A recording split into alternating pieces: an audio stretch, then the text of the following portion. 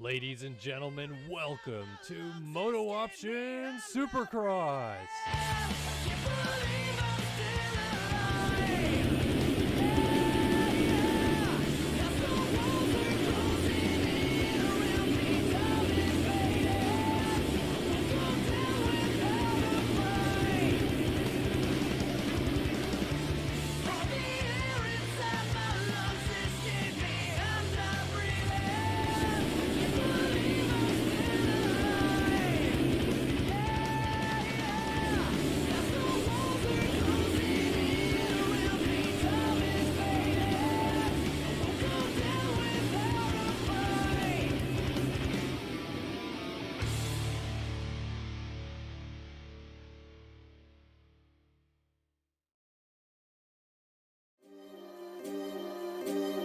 From Oswego, New York, riding for Underground RC, number 39, Caleb Hall.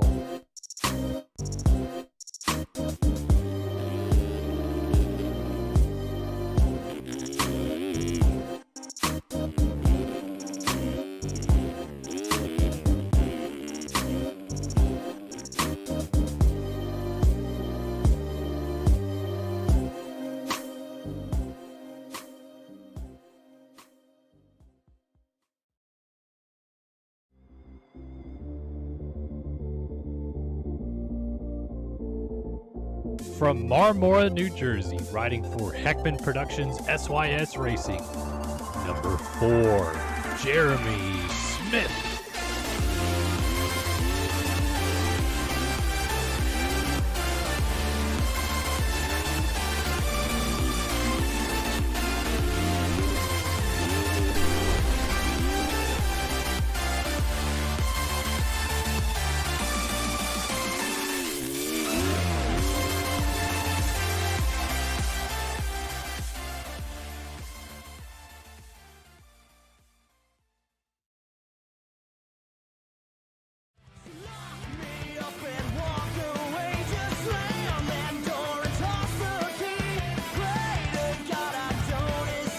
From Lillington, North Carolina, riding for TSCZ Productions, number 11, Luke Sullivan.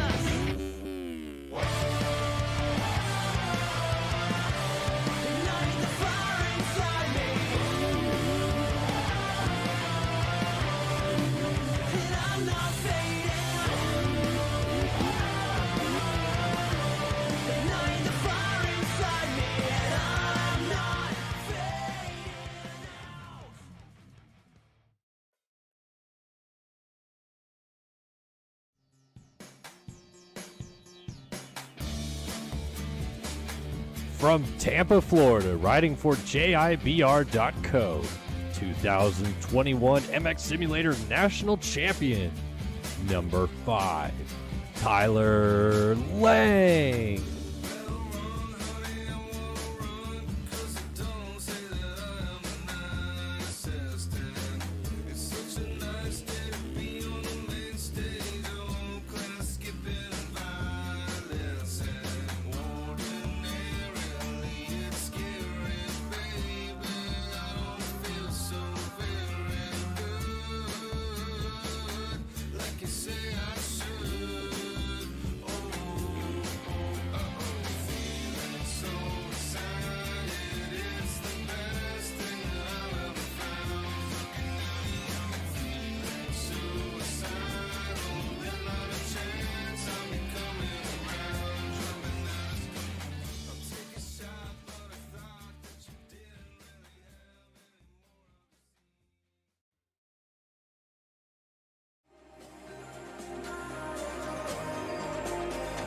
From Watkins Glen, New York, riding for Phil Ski and Snowboard, number 12, Braden Castellaneta.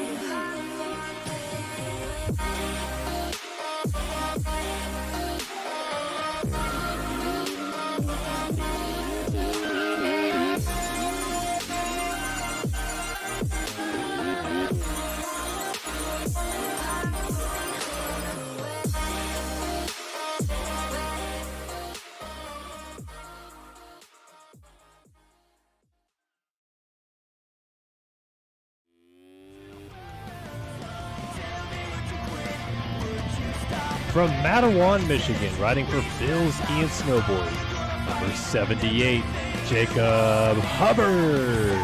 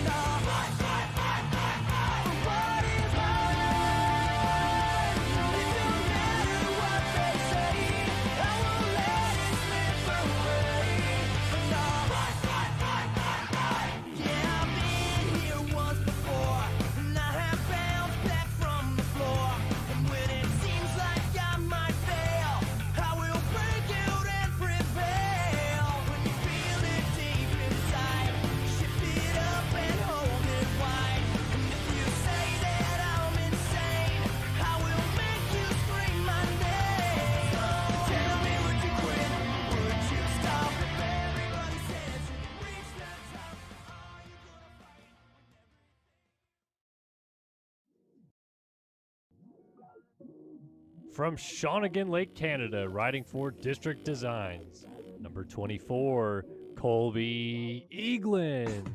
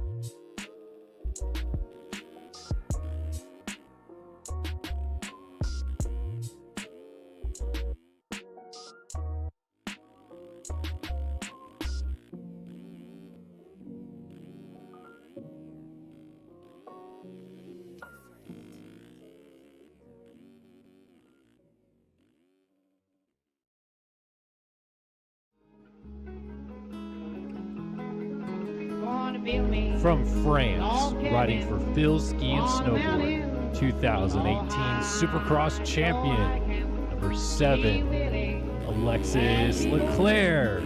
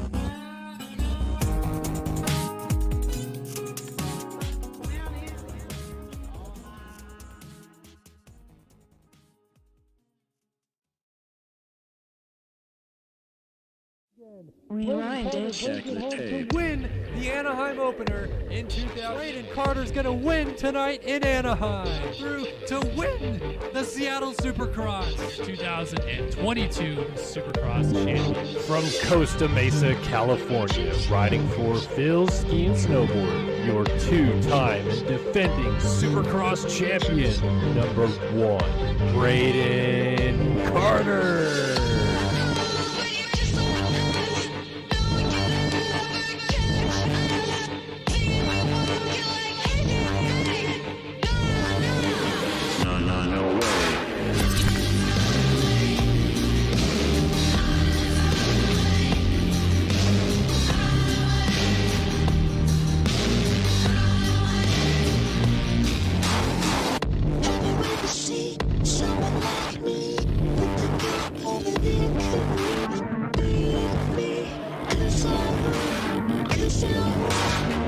No way.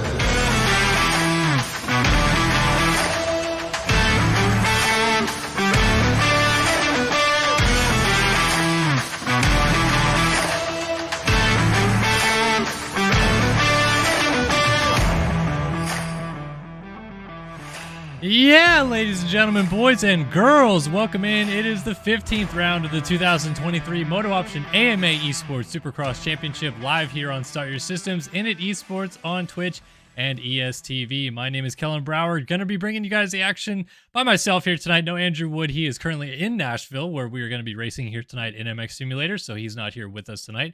Of course, Miss A Wood in the booth as always, but we'll still have a good time here tonight. We'll still have some fun races and a great evening on us ahead of us here. So first off, of course, we're going to start off by talking about qualifying times rolling into tonight. This is a normal East round. We had our first East-West showdown last week, so we're back to a normal East round this week. So, of course, we'll talk a little bit about that. We'll also talk about the 450 standings and where we're getting to in terms of a championship picture shaping up down the stretch here, whether or not we're going to see it get it closer, maybe have a title fight go all the way to the last round, or whether or not Braden Carter could get that three-peat done early. So let's start off by talking about qualifying. Going to get a quick refresh of this just to make sure. I think I just did anyway, but we'll get it anyway.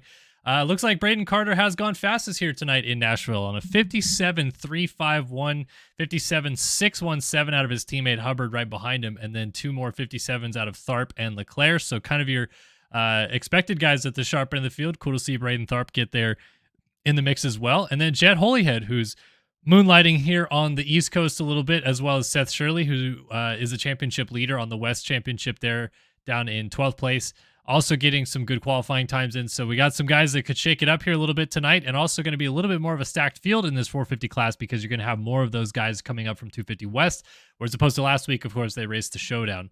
So going to be fun to watch that. 250 East qualifying, though, Matt Cromie looks like he's gone fastest at a 59.226, just 1/10 quicker than our new championship leader, Rasmus Balzer. Balzer, Speck, Horn, Heilman inside of that top 5. Bryce Whelan, one of the better qualifying performances we've seen out of the reigning champ there in P9. But this is the first time this year that Whelan will not have the red plate going into a race in this 250 East Championship. Let's actually look at those East Championship standings first, because Balzer has taken over this championship lead. If you weren't with us for the East-West Showdown last time out, Balzer won it, his 4th win of the season, and with that finally made that ascension where he was climbing back up into the clutches of this title fight over Bryce Whelan complete as he took over the championship lead. Whelan had a terrible night at the showdown, and now Balzer is in a situation where he has the championship lead. So can Whelan respond, or can other riders like Zollers, Horn, or perhaps our fastest qualifier tonight, Matt Cromie, also get in the mix? It'll be fun to see that shakedown. Now, in terms of a 450 championship picture, we have 3 rounds to go, and Braden Carter has a 17-point lead in this championship. If he can gain 9 points or more on Leclerc in the next 2 races, tonight in Nashville and next week in Denver, he would wrap up the title a round early. But the momentum lately has shifted back towards Leclerc just a little bit, where Leclerc seems like he's been on a bit of a hot stretch down the stretch run of this championship, so to speak. And Carter has responded a few times, maybe stopped the bleeding here and there, but Leclerc has still looked really solid. So this is going to be interesting to see if Leclerc can maybe even claw those points back, get it even closer, maybe pull this thing down to single digits before we go to that finale at Salt Lake City. But they have definitely been the class of the field these last few weeks, really battling each other. Colby Eaglin's been in the mix, and Hubbard got a whole shot, but it seems like those guys are really moto down the stretch. And of course, that doesn't help Leclerc one bit because he needs guys to finish between himself and Carter to pull back into this title fight. So that's kind of the situation rolling into tonight. Let's go ahead and take a look at this track real quick as we're going to jump back in the server. I'm actually already sitting down here in a corner, and we're going to make sure that our reshade doesn't keep breaking on us. Interesting track here tonight. It is the only track this season, I believe, that has a right-handed first corner. So I'll just take you guys down the start straight a little bit right here. You can see the starting gates right down there at the sharp end of the other side of the stadium. And then you come into this right-hand first corner, long right-hand first corner sweeper around this berm on the inside.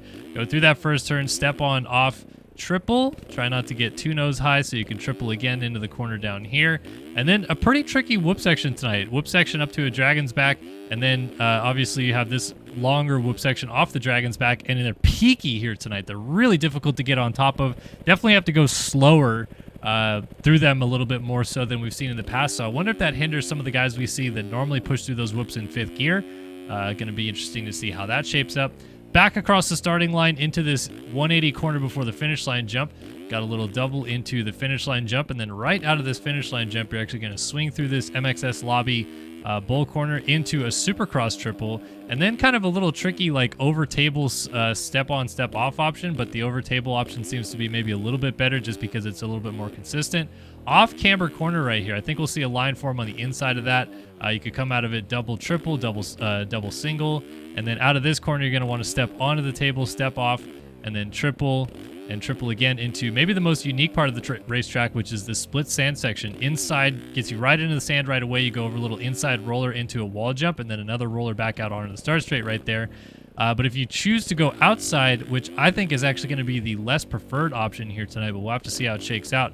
Outside, you go over a small roller to the outside, and then you go over a medium roller into a sand section, and then right into a wall jump at the end of it. The only difference is this outside option sets you up a little bit better for this first turn to maybe go over table and set yourself up for a quad triple or a triple quad option through that first rhythm section. So a couple different things that you could try out here tonight. But it does seem like the split section will turn into a pretty one-line situation. So that's kind of what we're looking at here tonight in Nashville for the 15th round of MotoOption AMA Esports Supercross. And coming up in just a moment, we'll have our first heat race of the night kick off with 250 East heat number 1. But this is a look at the track. This is what we're going to be racing here in just a few moments. Definitely unique with that right-hand first corner split section that seems to be pretty one-line, but also some different options around this track that make it a little bit more technical than I think a lot of people will give it credit for, thinking it looks simple, it looks maybe a little bit easier than we've seen out of some other tracks, but it's not the easiest track that I've seen this year for sure. So going to be an interesting one to watch, no question about it.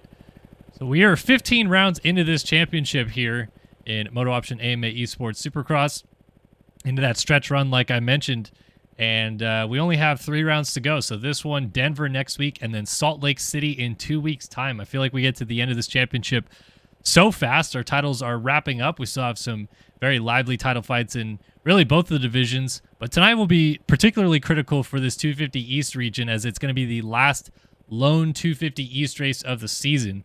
Rasmus Balzer just taking over the championship lead from Bryce Whelan, but this is going to be the only opportunity where they can basically race each other, only square up, and hopefully get a few guys in between them. If you're Bryce Whelan, for example, trying to win this main event tonight, get a few guys between yourself and Rasmus Balzer, because then when we get to the East-West showdown, it's all to play for, and if Balzer has a big lead going into that, it's obviously going to help a lot more, so that if he has a rough night at the East-West showdown at Salt Lake City in 2 weeks' time, it won't hurt him too much. So final East race of the year for just a straight-up East championship, but the East-West showdown will, of course, probably solve it for us. There is also the possibility tonight that Balzer walks out of here as the champion. Of course, there are still other riders in play outside of Bryce Whelan, but if Balzer can leave here with a 26-point advantage or larger, he will be your 2023 250 East champion. He's the only person coming into tonight that is a possibility for. So we'll see whether or not he can maybe have another inspired ride, get his 5th win of the season, and pull that points gap out another 12 points more so than he already had. All right, so looking like we're going to get loaded up here any second. Not sure. Oh, I got disconnected. That's whoopsie doodles. I don't know why I was disconnected. Maybe they shut the server down. So apologies to everybody waiting in the server. Yeah, that's interesting. I don't know why I got disconnected. But yeah, gonna roll into the racing action here in just a moment. 250 heat number 1 coming up, and we'll be off and running here in Nashville. Great to have you guys with us again for the 15th round of this championship. You guys, everybody that's here watching live, I feel like you guys have supported us all the way throughout the year, and I know that tentatively we always have numbers go down towards the end of the year, but I love to see the core of you guys stick around and continue to support us here with more MotoOption AMA Esports Supercross racing. Series has been around a long time, man. This game has been around a long time.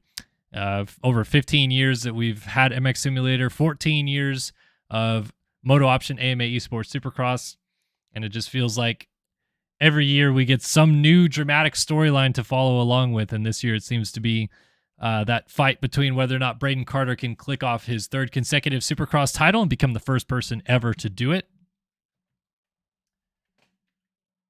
So we'll see if he can take another big step towards that tonight, or will Leclerc try to stop it once more? For Leclerc, he's trying to pick up his first title since 2018 in Supercross. He's obviously won a few outdoor titles in between that, but Leclerc at one point looked like kind of the future of MX Simulator once Tyson Fresquez had moved on.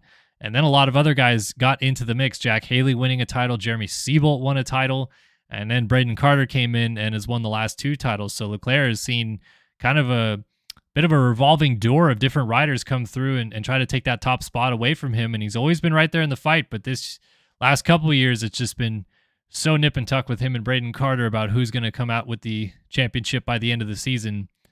And at this point it seems like Carter is going to end up the victor again, but Leclerc still has 3 rounds to turn it into his favor.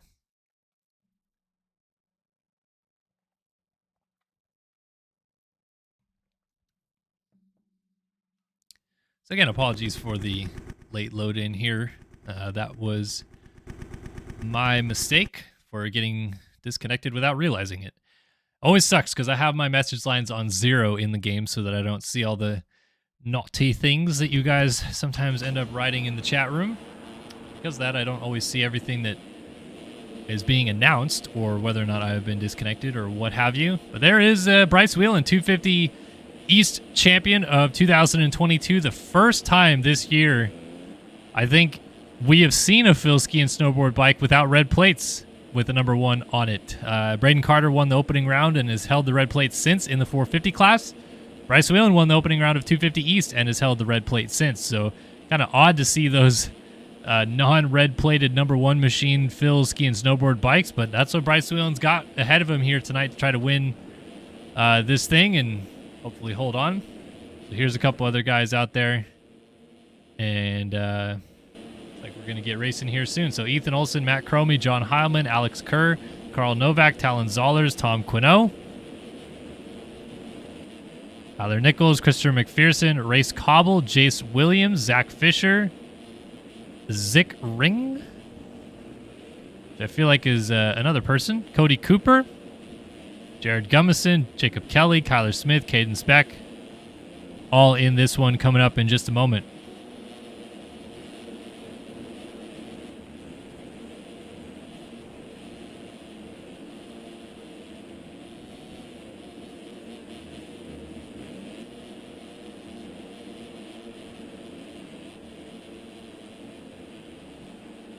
Oh, is this the race? Okay, so T-Lang just dropped in here and say, didn't see you timed out. I'm sorry, I didn't even know they were racing. So apologies. It looks like we are currently racing as Matt Cromie and Ethan Olson get together. I mean, I knew that these guys were pushed around the track, but it really didn't feel like they were racing because they were kind of making a lot of mistakes. So I guess this is the race, and it's John Heilman that's going to go to the race lead. This is a 6-minute plus 1 lap affair. Oh, and now Heilman's going down. See, this is why I would think it's not the race. That looked like a ridiculous crash, but I digress. We'll get back to the action. Tom Quinault and Barra out front now as he battles side by side with Ethan Olson, who apparently does not have a team. He's got a question mark around his name. And apologies for the cameras this week. I was going to go in and try to fix them up a little bit, but the stadium walls in this stadium are super high, so the track is like right next to the stadium wall as Ethan Olson, or excuse me, Quinault goes down. The stadium walls are super high and the track goes right next to the stadium walls. So it's kind of almost hard to really put cameras anywhere that isn't being blocked by the stadium walls. So we're just going to have to deal with the fact that the cameras are going to be a little bit overhead in these rhythm sections nearest the stadium walls. But hopefully it doesn't bother you guys too much in the end. It's the way it goes. But yeah, back to the action out front. Ethan Olson is leading this thing. Matt Cromie has settled back into second. So our fastest qualifier now, he makes a mistake. He's going to go through those stadium walls, which fortunately do not have collisions as close as they are to the edge of the racetrack. And Cromie's scrubbing it down, trying to keep it close as Olson pulls ahead out front. So here's Talon Zollers, who is still in the mix for this title fight in the East standings, going inside through this roller option. Honestly, split lines kind of worked out evenly right there as Quinault back from 5th spot, pretty nearby. Is actually going to jump to the outside here with Tyler Nichols pushing up behind Zollers. So this is a battle for 3rd place. Nichols going a little nose high as they get into those whoops, and Quinault is down again. Is that Cromie? That is Matt Cromie getting up and going the wrong direction on the racetrack. So more problems out of our fastest qualifier, and now Ethan Olson has a rather substantial lead here.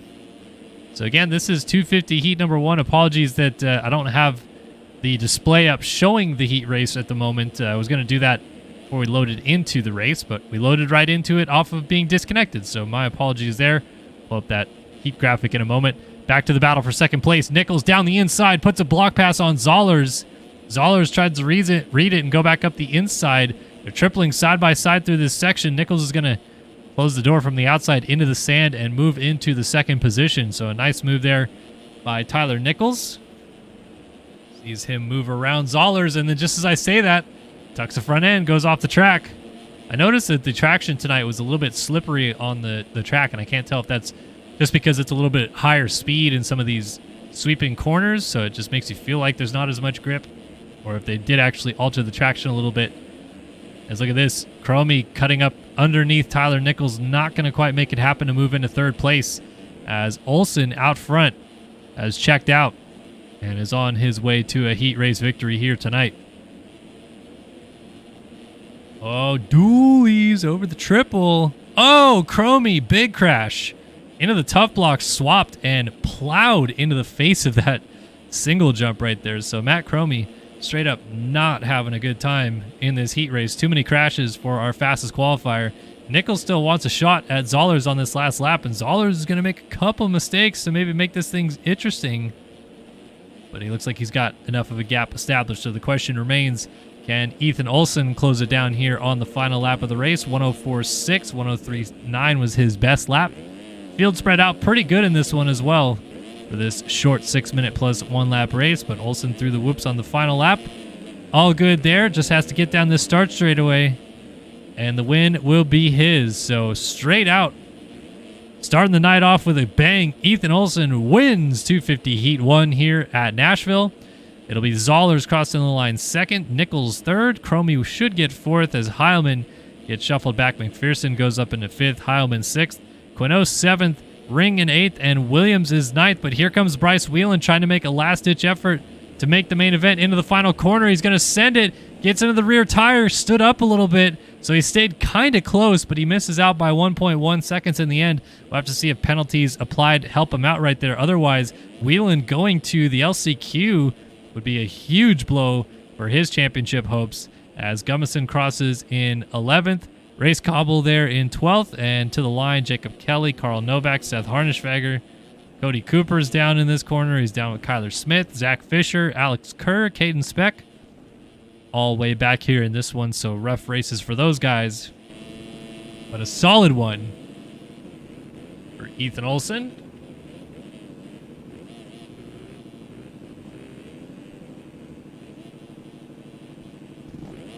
Got to wait and see if those penalties affect whether or not Bryce Whelan has made it in. 1.1 seconds was the gap back to Williams. He's going to need some help. Final corner for two more riders. Penalties coming in, and it did not help him in the end. He did have 0.92 seconds of cuts, and Williams did have 1.12 seconds of cuts. So if Whelan had 0 cuts, he would have made it in. Unfortunately, he did not, and he is going to the last chance qualifier. Unbelievable turn of events right there for our defending champion of this series, who really looks like, after he missed a round halfway through this championship, has had no good fortune fall his way. And that's really just a shame, because he has looked so strong, or he did look so strong to start off this season, and it has gone completely the wrong direction. Got to pull up the Heat 2 graphic, excuse me. So Whelan already in some trouble here, and if you're Rasmus Balzer with this championship lead, you're looking at it as a potential to clinch this championship tonight, even if things fall your way. So we'll have to see whether or not he can make it happen.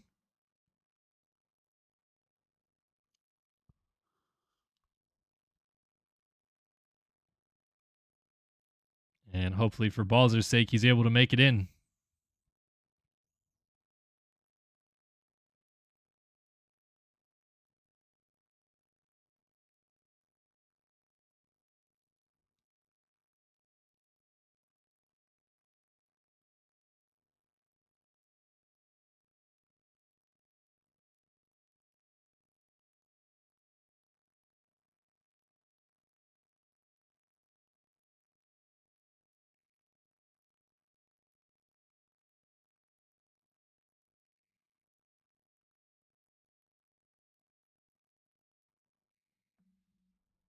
All right. Just got loaded back in. Get a quick disconnect and reconnect, and we shall be ready to go here for 250 Heat number 2 of the East.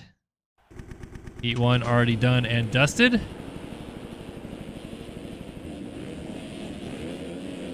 Austin Pardolo, Colby Halpane, Seth Carr, Alex Zellner, Joey Arico, Evan Holt, Seth Crotty, Arthur Miranda, Alec Horn, Colin Allen, new pickup this week for Phil's. Good to see Colin Allen get a new ride.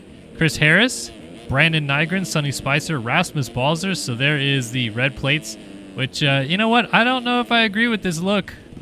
I know this is a GP thing to not run the red plates on the back, but I feel like he's got to run the red plates everywhere, man. You can't just run it on the front. Got to run it everywhere. This is America. So we'll see what Balzer can do off the start here. This is our first look as well, because we didn't get to see it in the first heat race. First look at what it's like in this right-handed first corner, which isn't much of a problem in sim, because it doesn't matter what side your brake is on. You're going to always be able to brake onto the first corner, but it's a right-handed first corner, which these guys are not used to, regardless of which in Supercross. So here we go. 250 Heat 2 is underway. Who's going to get the whole shot? Balls are getting kind of swallowed up a little bit in the middle. He's going to push really wide, actually off the track in the first corner. And instead, Seth Carr will get the whole shot. Underground RC Yamaha up front with 2 Phil Ski and snowboard rides of Alec Horn and Colin Allen right behind him. So tough start for Balzers, down in 10th spot through the first timing split. Going to have a little bit of work cut out for him, as you can see those guys kind of hopping through those whoops. So it's Carr, Horn, and Allen up front. Colin Allen, new ride, maybe newfound confidence. He's looked really strong this year on that 351 ride. But now with the Phil's backing, perhaps he feels even that little bit better. Start pushing towards better results and perhaps a podium finish here tonight.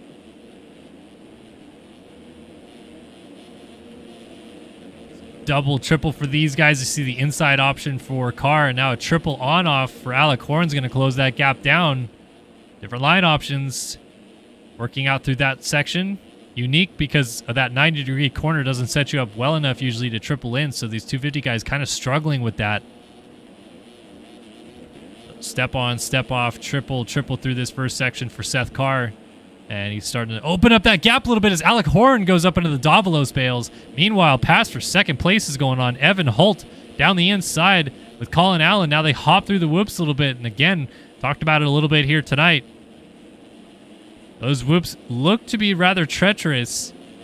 Really pointy, really close together. And our leader was down, actually. So Horn going to pass Seth Carr up the inside right here after Horn picked it back up. So those two recollect themselves. And now Colin Allen is leading this heat race. Over table, single to the inside, double single through here. Doesn't look like there's an option really with the way those tough blocks are placed on the inside to go far inside and make a rut for these guys just yet. Triple on off. Triple, triple. Basically the same line as the next rhythm section, but there's one extra jump in it.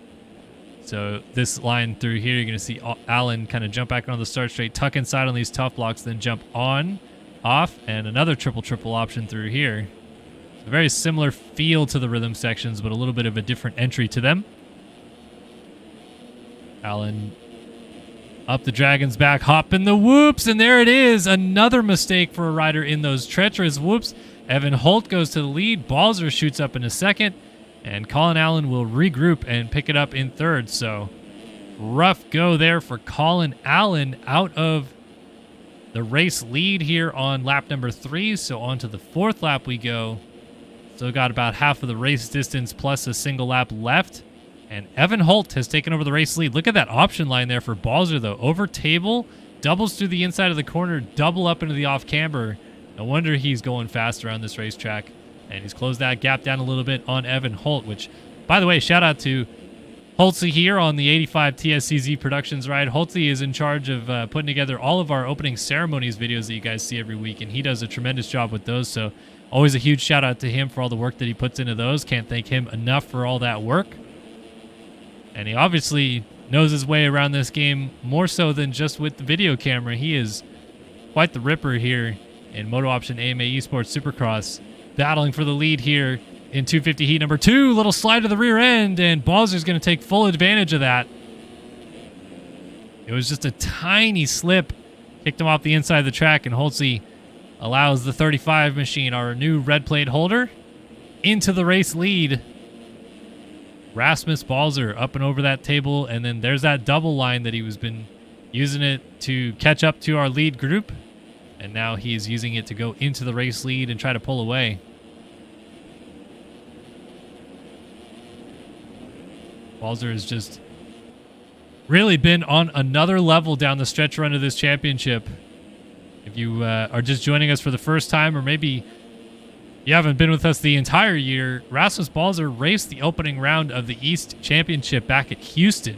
But due to some infractions committed back at that round, he was actually suspended for the second round in Tampa. So Balzer, really, it looked like his championship was over before it even started. Now it looks like this one is over for him as well. Oh, Holtzy just barrel rolled out of the whoops and stayed up. I don't know how he rode out of that. He was on the rear tire. And somehow, someway, Holtzy goes back into the race lead. Colin Allen back in a second. Balzer to third. But anyway, back to Balzer. Yeah, suspended for the second round. Missed out on a ton of points. And there was a point in time in this championship where it felt like Whelan was so far gone that it was going to get wrapped up maybe 3-4 rounds early with how much of a lead he had. And then suddenly, Bryce Whelan misses a race. Then he nearly misses a main event. Does miss a main event. Has maybe 3 of the worst consecutive races of his life. And goes from a pretty substantial margin at the front to a 14-point deficit. And Balzer, meanwhile, was clicking off wins. He won at Arlington. He won at Daytona. And then he won the East-West Showdown. Won at Atlanta. 4 wins. And suddenly back in the championship lead. But this whoop section is killing these dudes here tonight. And somewhere, Evan Holt went down out of the race lead. So Holtzy had the lead for just a moment. And coughs it right back up. This time, it's to Colin Allen, who reassumes the race lead. And the 6-minute mark has just crested. But obviously, the white flag is not out. So these guys just missed the mark with that one. And Balzer's still doing that line. Kind of, would you say, ballsy to continue doing that. Holtzy back here in 3rd place. Nick Tomasunis with a pretty solid ride here in 4th for the 79. Not too shabby. Looks like he'll get straight in. Seth Carr in 5th. Chris Harris is in 6th with Nygren right behind him in 7th. Alec Horn is in 8th. Maybe not for long, though. Down the inside, not quite able to make a move. And then our cover man here tonight, Seth Crotty, on the 59 Boots House Dr. Do Racing Suzuki, is in our final transfer spot. So hopefully the cover curse doesn't kill him, even though he's on the thumbnail graphic for tonight's race. Looks like Crotty is perhaps on his way to the main event. Got a pretty big gap back to Tyler McGuire as the battles continue to commence. Oh, Balzer had just gone to the race lead and then blew the corner before the finish line jump. So he'll remount on the track right there and continue going as the white flag waves. So Colin Allen somewhere went down and coughed up the race lead. I think it must have been the whoops again as Nicky T goes up into 3rd place. Got around Holtzy at some point, and Holtzy has got Seth Carr breathing down his neck from 5th place. A lot of these guys going over that table.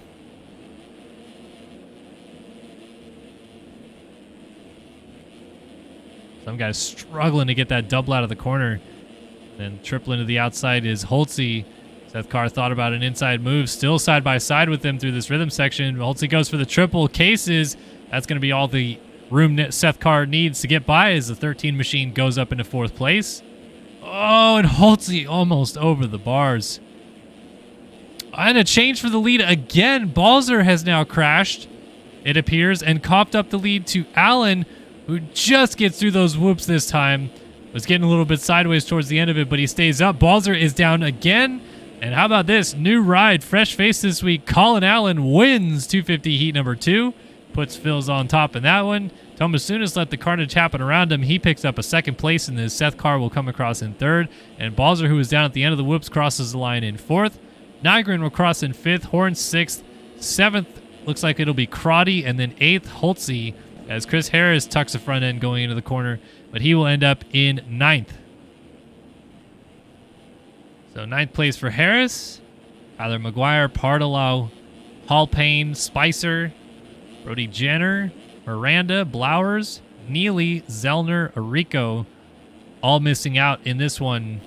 So they will be headed to that last chance qualifier where they will meet defending champion Bryce Whelan.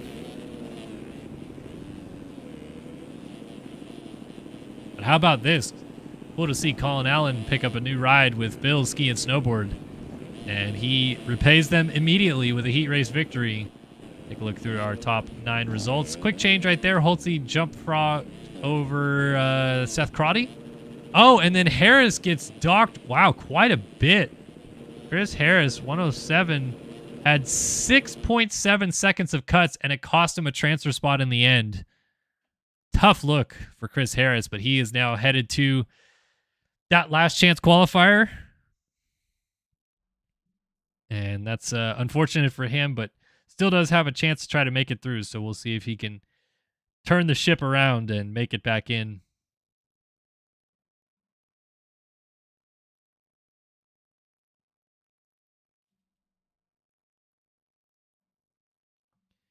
So heat racing continues here at Nashville in just a moment's time. The 250 heat races are now behind us, but the 450 heats still are coming up. So 450 Heat 1 hitting the gate first. And Braden Carter, our fastest qualifier here tonight, I believe will end up in the second heat race. At least that's usually how it shakes down, but we'll see whether or not he is there. And Alexis Leclerc, fourth fastest qualifier, depending on how they normally break up these heat races, might end up in the same one as Braden Carter. Because sometimes they do one heat is 1, 4, 6, 8, 10. And then they do 2, 3, 5, 7, 9 as the other heat race. I don't know. I don't know Race Factory system well enough to tell you which one they use. They might just do 1, 2, 3, 4, 5, 6, based on qualifying times to seed into heat races. So who's in this one? Let's find out. Caleb Hall, Aaron Rockefeller, Jeremy Smith, Colby Eagland, Braden Tharp. There's Braden Carter, Brandon Larson, Castellaneta, Holm, Alex Heckman, Enzo Buttigny, James Ohashi, Noah Baker, Hayden Stevenson, and Luke Sullivan. So it looks like Leclerc did end up in the other heat race. Still got a pretty solid group of riders here in 450 heat. Numeral uno. Ohashi, Buttigny. Ohashi ripping the two smoke out here. Good to see. And there is two-time defending champion Braden Carter, 17-point lead in the championship, inching ever so closer to history, looking to become the first rider ever in MotoOption AMA Esports Supercross competition to three-peat the 450 class. Nobody has ever done 3 450 Supercross titles in this game in a row. You'd still be one shy, of course, of what many consider the GOAT, Tyson Fresquez, 4-time Supercross champion, 29 career Supercross wins. But Carter himself, 2-time champion, about to maybe be a 3rd-time champion, and sitting on 19 wins entering tonight, so 10 back of Fresquez. Still has a little bit of a ways to catch him on wins, but might be catching him on titles sooner rather than later. Here we go, 30 Carter sideways, 450 Heat 1 is off and running in Nashville. Who's going to get that all-important hole shot? 73 of Larson. Looks like he might get there first. Pushes wide, though. Up the inside comes one of the Husqvarnas. It's Tharp. Brandon Tharp, TSCZ Productions 20 machine out front. From the 84 of Hayden Stevenson, the 73 of Larson down the inside in the second corner. As Stevenson kind of stacks up, causes a bit of a chaos behind him. So Larson goes to the race lead. Castellaneta on the 12 moves into third as Tharp goes down to the end of the whoop. So it's going to be Larson from Castellaneta. Ohashi on the two-stroke up in third place. But it's B-Lars on the Phil's number 73 leading across the line at the end of the first lap. Good look for the 73. Played it smart there in those first couple of corners with all the chaos going around him. Tried to make a little bit of an aggressive pass going into that second corner, but all's fair in the end. Comes out with the race lead, and his teammate Castellaneta is now going to settle up behind him.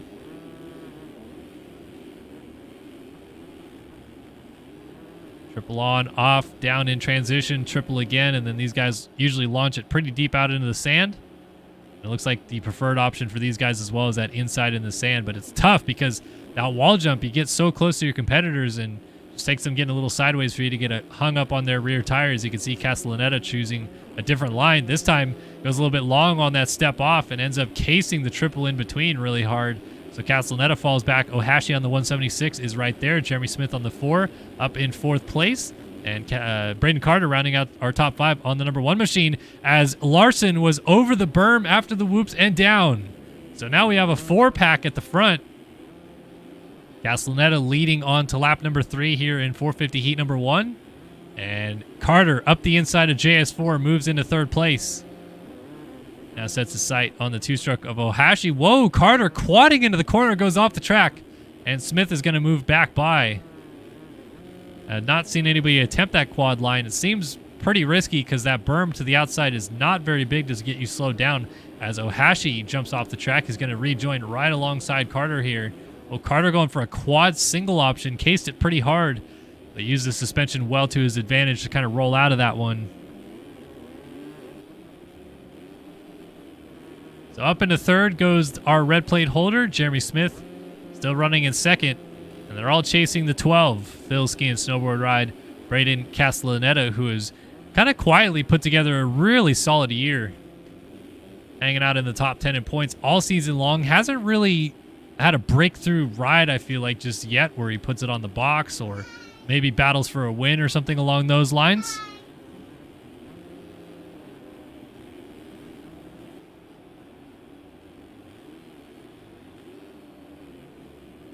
But we'll see Castellaneta if he can turn it around here tonight, maybe battle for a win or maybe battle to get on the podium himself.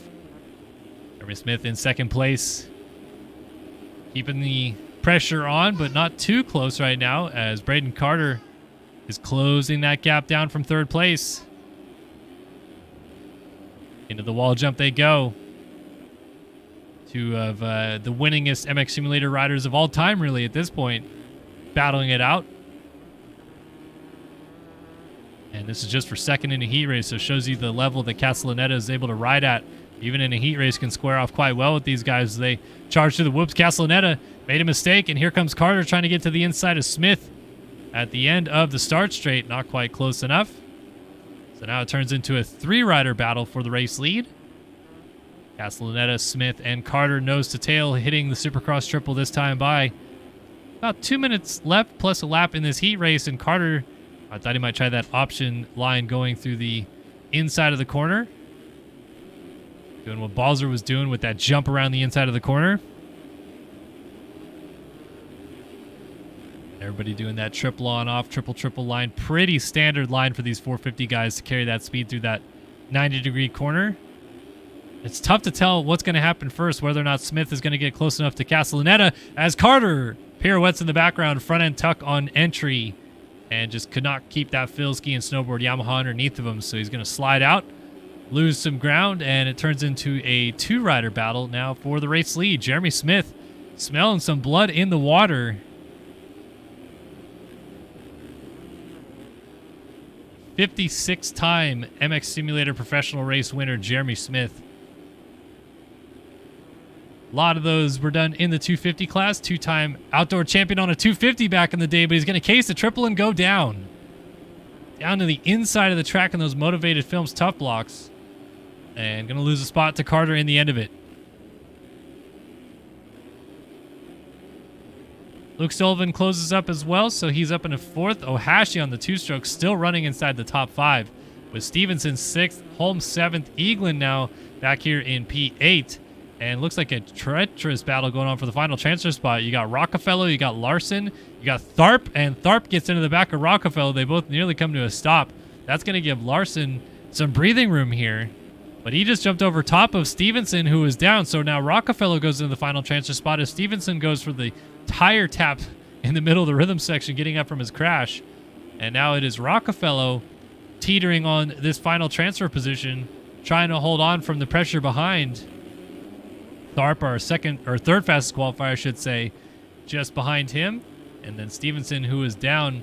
And these whoops, we know, have bitten a couple guys tonight. They're going to bite Rockefeller, who goes down. Tharp just kind of rocks him out of the way and moves up into that ninth position.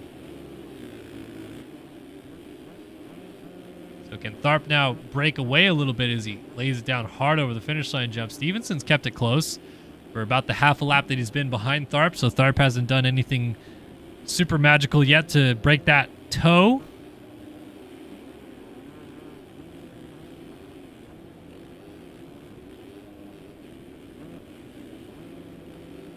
Oh, Holm was off the track, and Larson was just down. But Stevenson must have made a mistake because he was not able to take advantage, so now Larson moves into the final transfer spot, and Stevenson has a different rider to chase, but still about the same gap that he had before as the white flag waves out front. Our race leader, Braden Castellaneta, checking in. Oh, Larson, huge ejection as he goes flying off the left side of the racetrack, kind of landed nose heavy into the face of that triple and then just pirouetted down to the left side. Gonna have to regroup, but that will move Hayden Stevenson back into the final transfer spot, I believe. Yeah, up into ninth. So now he's got to deal with pressure from Aaron Rockefeller behind him. We'll get back to that battle for just a second by the end of this thing, but it's Castellaneta up front trying to bring this thing home. One more time over that Dragon's back and through the whoops for the 12 machine. And it looks like he'll be good to go. A little hop at the end, but it works out in his favor. And Carter just could not quite get close enough, and he's going to allow his teammate to take it this time. Castellaneta takes 450 heat number 1 here in Nashville. Carter will end up in P2. Eaglin looks like he's got all the way up into 3rd, so a solid ride for the 24. Sullivan down in 4th place here. Oh, and Smith down after the whoops, out of 5th place. Going to allow Ohashi to go by on the 176. Adam Holm might also make it through. So Holm up to 6th. Smith trying to hold on for 7th with Tharp down the inside from 8th. And then Stevenson, can he get this final transfer spot down the straightaway? He's got plenty of time in hand. Final corner, Hayden Stevenson goes to the main event here in Nashville. So Caleb Hall, Aaron Rockefeller, Enzo Butigny, Alex Heckman, Brandon Larson, Noah Baker are going to be the riders that will miss out in this one. Make up what will probably be about a 12-rider LCQ. Again, 450 class, because there's so few pro licenses given out in the game, always ends up a little bit more depleted by the end of this season.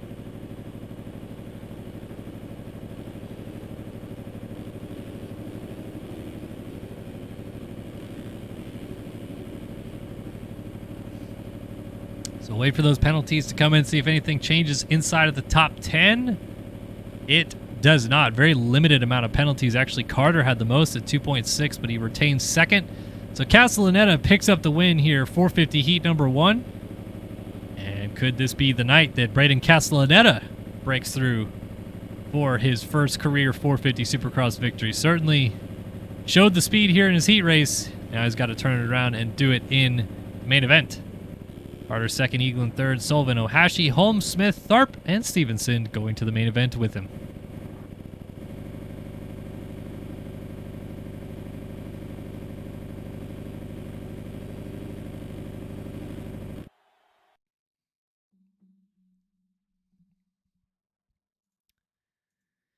So now we are down to our final heat race of the night, 450 heat number 2 coming up. And of course in this one, since there was Braden Carter that we saw in this one, we'll see the other key rider in this title fight, Alexis Leclerc. Like I said, been on a little bit of a hot stretch in the second half of this championship. He finally won his first race of the year at Daytona and has since won 2 more after that. And a little tidbit, talking with Braden Carter earlier this week, him and Leclerc are both currently tied on 19 wins apiece in 450 competition for MotoOption AMA Esports Supercross over their careers. So aside from the championship fight that's going on, one of them would love to be the first person to get to 20 out of their little fight and duo here. They'd become the 3rd rider in the history of the sport to win 20 Premier Class Supercross main events, joining the 29 that Tyson Fresquez put up in his 4 championship seasons and the 24 that Jeremy Seabolt has collected. Obviously, our 2020 Supercross champion, and very, very talented. Has raced with us for a long time and definitely earned every bit of those 24 wins that he collected along the way as well.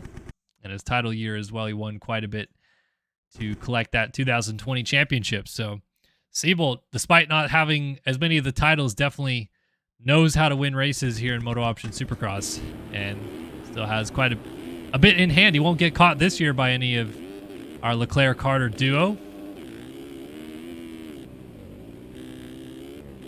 So there's Leclerc. Jet Holyhead on a 450 this week. Trent Adams, Seth Shirley also on a 450 this week. Johnny Padani, Tanner Thorson, Jacob Hubbard, Chase Blakely, Connor Holiak, Austin Bear, Bodie Parker, Ethan Parks, Devin Davis, Tyler Lang, and Chris Post. Look at this. Posty's back. I spoke with Posty at Glendale earlier this year, IRL. He's been filming with the Align Media guys at each round. And unfortunately for him, he said he had an issue with his computer. He thinks his motherboard fried or something along those lines. And that happened really early in the season. So we lost seeing the 61 machine out there. He sent it to a repairman. The repairman allegedly has got it fixed now. We also got Logan Leitzel here tonight on the 3 machine. That's cool.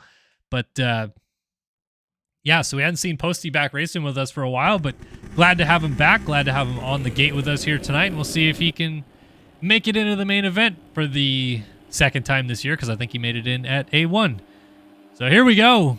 Time to drop the gate for the final heat race of the night. 450 Heat 2 is off and running here in Nashville.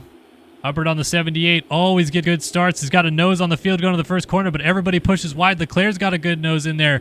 Tyler Lang is going to get the whole shot. The 16 down the inside, also right in the mix. That's Johnny Padani side by side with T. Lang. Leclerc on the 7 to the outside, trying to hold on. Oh, up into the second corner. I think that was Seth Shirley on the 44 that got kicked sideways and went down. Lang hopping through the whoops. Leclerc trying to go to the lead. Not going to quite get it.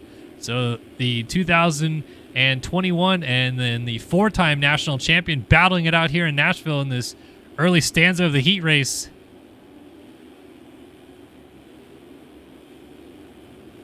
Up and over this big triple jump. Oh, look at Leclerc quadding into this corner right here. But just like Carter in his heat race, Leclerc not able to make it actually stick in the corner. So Lang retains the race lead here, I should say. Oh, Leclerc, big case. Kind of swapped into the corner right there.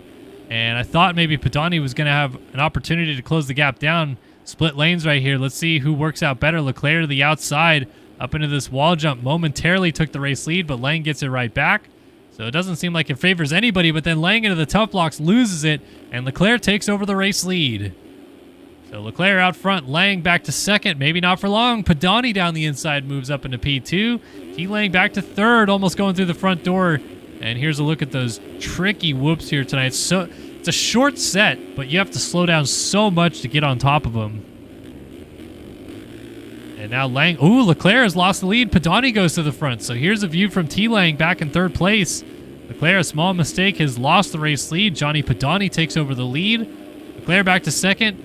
And Lang settles into third place as they hit the on-off. Outside, double, single into the corner. And Padani looks like he blew the corner after that on-off. So Leclerc takes over the race lead. Lang settles back into second. Lang's going to try to triple on-off right here and pull alongside, but he doesn't quite get it clean. Leclerc's doing the option double quad single into the sand, and it works. He actually jumped all the way over that sand roller into the berm. That's a pretty impressive line. I have not seen that out of Leclerc.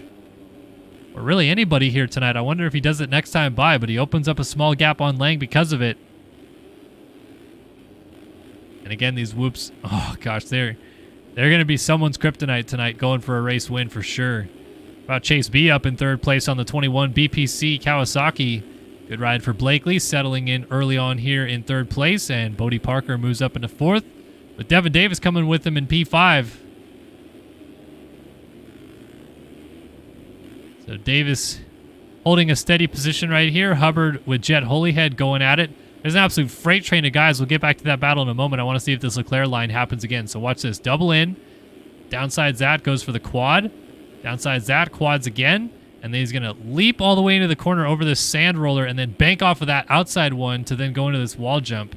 Pretty impressive. I didn't think there was any way you could do that section any differently than the triple on-off, triple line, but Leclerc has found a way that arguably is faster, getting over that sand roller into the corner and keeping your momentum up. Pretty cool little line by Leclerc. Hopefully that doesn't bite him later on, continuing to push that line. So Blakely third, Parker fourth, Davis right there in fifth, and then back to Hubbard in sixth with Shirley seventh. Leitzel is in eighth, but he's side by side with Padani, as Padani holds down the final transfer spot, but Padani wants to get around Leitzel. He's going to pass him down the inside. Leitzel tries to square back off into the whoop section. Into the whoops they go, but Padani will hold the spot. Leitzel settles back in. Oh, Padani allows Leitzel back through, so weird little exchange right there. Padani straight up past Leitzel and then just let him go back by into P8. So Padani now has Trent Adams and Jet Holyhead trying to close the gap down from 10th and 11th respectively. Right behind him, Holyhead goes inside, Adams outside. Lines work out pretty evenly, but Holyhead has the advantage down the inside to move up into 10th place. Nice move right there.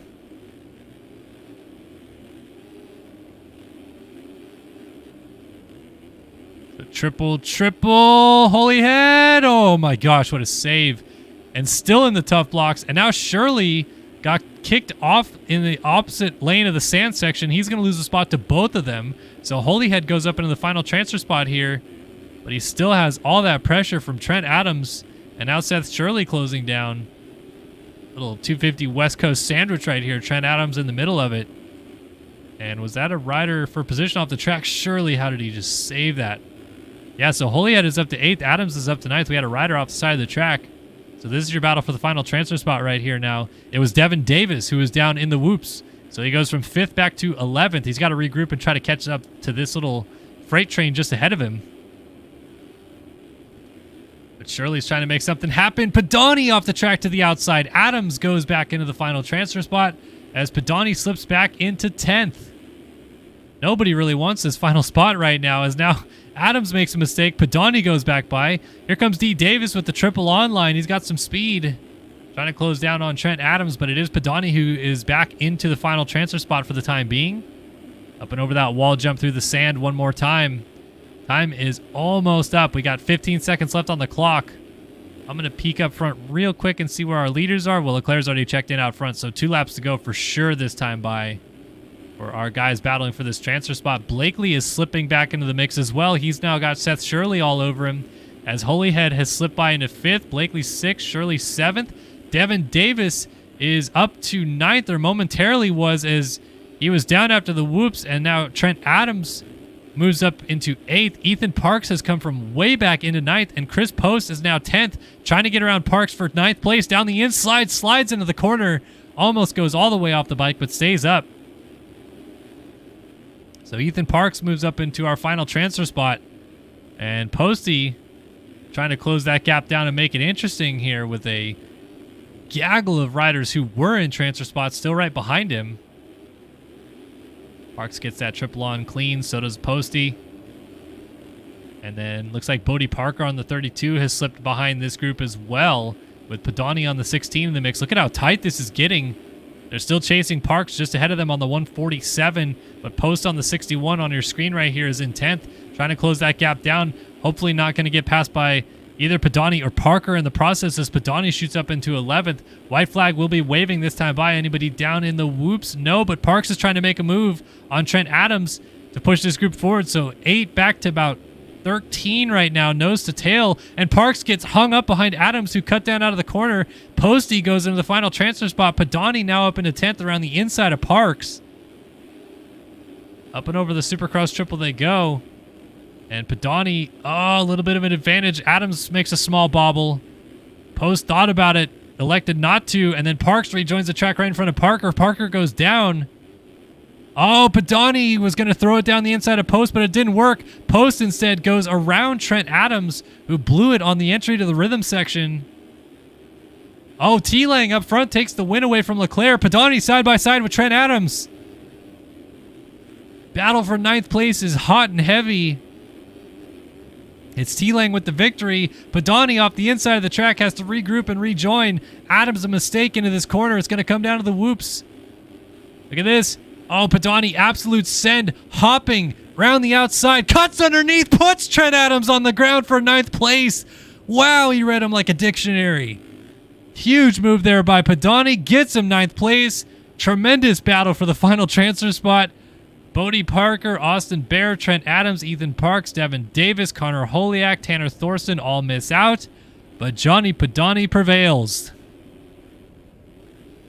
So to figure out what happened up front, T-Lang snuck through, won this thing with a late pass after it looks like Leclerc went down because Leitzel moved up to 2nd. Leclerc ends up 3rd. Hubbard 4th. Well, Leclerc moves to 2nd on cuts.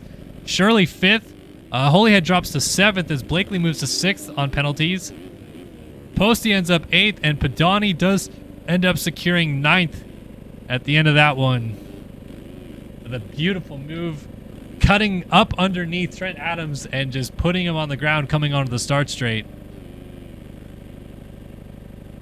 Unbelievable pass there by Padani and secures him a position in the main event, but T-Lang rolls to the main event out of this one, and their race was 5 seconds slower on TRT than the other heat race, so it will be Castellaneta going to the line first, with T-Lang lining up 2nd, and then Leclerc and Carter go to the line 3rd and 4th, so they perhaps will end up next to each other as well. That should be fun to watch.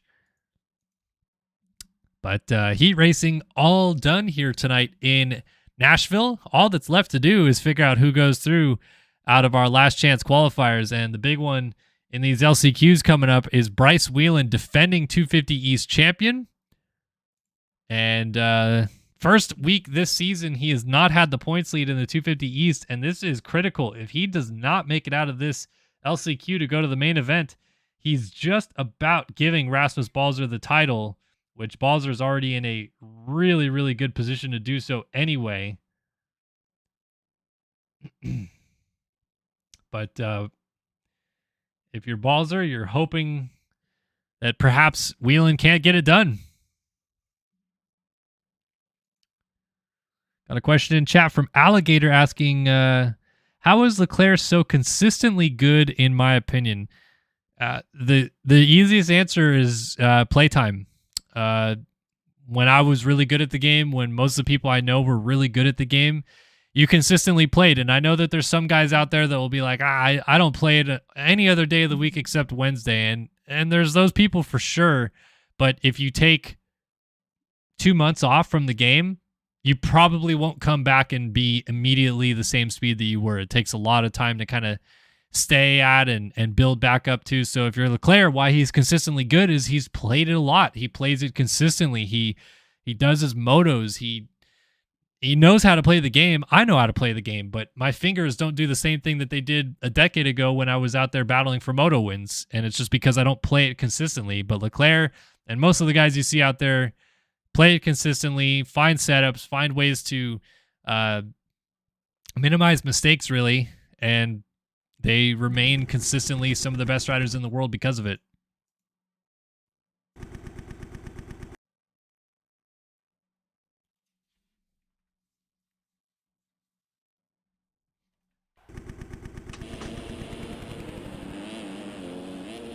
All right, 250 last chance qualifier coming up.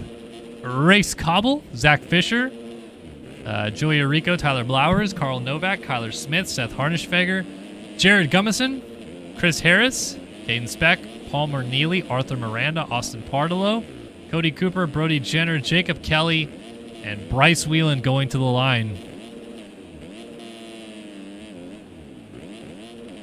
This is critical times for Bryce Whelan. This 250 East Championship could literally end here tonight, and it rests in the hands of what Bryce Whelan can do here in this LCQ. If he makes it through, it puts it much more in the balance of Whelan being able to get something done in the main event and at least keep it going to the final round. But otherwise, it really just comes down to this. Whelan's going to line up far inside on the gate and hope for the best. Is this what will decide our 250 East Championship this year? Let's find out. 250 LCQ is off and running in Nashville. Whelan got a great jump. He's going to control it to the inside. Kind of clipped a tough block on entry, but that's exactly what he needed. Bryce Whelan hole shots the LCQ, and now what he needs to do is run away, get away as fast as he can from the rest of the field behind him. Hopefully not crashing the whoops on the opening lap right here as Caden Speck settles into second place behind him. Oh, he's going to land on his side and bounce right back up. Huge pile up behind him. That'll certainly help his case. And now he's got a little bit of breathing room as Speck went down in the whoops, exiting right behind him. So Whelan leads the end of the first lap. Tyler Blauer settles into second, Cody Cooper third, and Race Cobble will be in fourth. It looks like he's got Jacob Kelly right behind him. Jared Gummison, Colby Hallpayne, Brody Jenner, just to name a few. Oh, crossover line right there for Hallpayne, almost hitting the inside pole right there, and down goes Race Cobble. He was in a transfer spot. So tough break there for Cobble on the 139 ride. Slips back about 7 spots back to just inside of the top 10. I think he still is, actually. But definitely lost quite a bit of time. So we'll peek back up and see where Whelan is at as he enters the whoop section here on the second lap. Can he get through it this time? Hopping, swapping a little bit as well, but okay in the end. Blowers is good. Cooper is not, and Cody Cooper is down. Jacob Kelly's going to go by in a third place. Cody Cooper's trying to remount, still in fourth. Will he do it? Yes, he will, because Brody Jenner just got teed up at the end of the whoops. Not on purpose, really, but it was Pardolo on the 110 who came in, and Jenner slid out on corner entry, then got absolutely slaughtered by Pardolo, who had nowhere to go at the end of the whoops because he was getting sideways. So this is all helping the case of Whelan out front as more of these guys have mistakes and go down like that out of Caden Speck. Cody Cooper remounted still in a transfer spot and has a pretty decent gap up the road ahead of him to get up into third place, but he just jumped off the track again. Like I said, this is only helping Bryce Whelan's case at the moment as he continues to try to sprint away at the front of the field. I just want to keep going back to Whelan as he goes through the whoops each lap to make sure he doesn't go down. Just get on top of him, hopping through clean, and as I say that, he hits the last whoop and smashes his face on the ground to go down. So Tyler Blowers is going to take over the race lead. Whelan, with all that breathing room he had built up, remounts in second. So fortunately for him, not out of a transfer spot, but then it tightens up a little bit more. Cody Cooper back here in fourth. This would be the spot that would tip Whelan out if he goes down again. Partillo in P5. Partillo riding pretty solid despite that run-in that he had after the whoops a lap ago. Still holding on to fifth place. And Caden Speck trying to keep tabs on him as well. And they're all chasing Cody Cooper just up the road. And, oh, Partillo into the tough blocks and down. Up the inside goes Arico into sixth as Speck had already moved by for fifth. And then Cody Cooper just ahead of them in fourth. So Cooper is sitting on the bubble spot right now. Got to mind his business back here. Just not force the issue. The last thing you want to do is something stupid that makes you go down. Just hit your marks and get through the whoops clean. I feel like these guys every lap in this LCQ are just hoping for the best, and Cooper doesn't even make it to the whoops before he goes down. He clips the Dragons back weird, gets kicked sideways, so Caden Speck slowly is going to blitz by him in the whoops. Partillo also gets by, as does Arico. So now this is Speck in fourth, Partillo fifth, Arico sixth, and Cooper in seventh, which again, this is just helping Bryce Whelan's case try to get away from this group at the front. But now it's Speck's turn to try to hold on to this final transfer spot.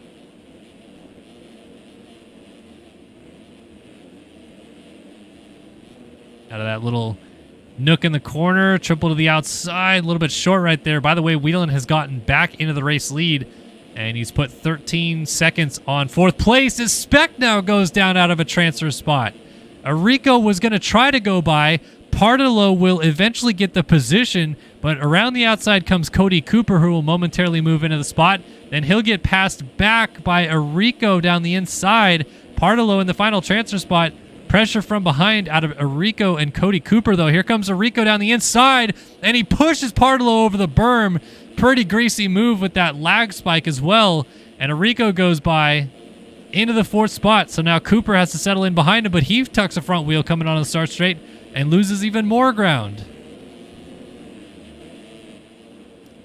So Joey Arico into that final transfer spot, pushing Austin Partillo onto the ground. And now it's his turn to try to hold on to this position.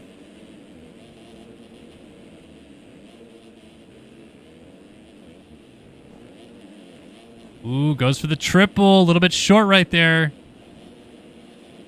And look at this. Cody Cooper triples on cleanly behind him. So Cody Cooper is going to close this gap down. We're past the 5-minute threshold, so the white flag will wave for Bryce Whelan this next time by. Cody Cooper, optimal line down the inside right here, is going to close right up behind Joey Arico for fourth.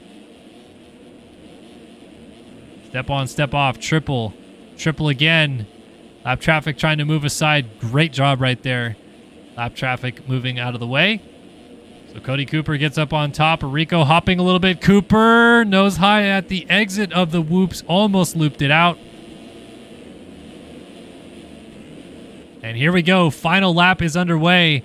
Can Cody Cooper get around Joey Arico? Will they take each other out? Lap traffic again. Hung up in the corner. Bryce Whelan leads.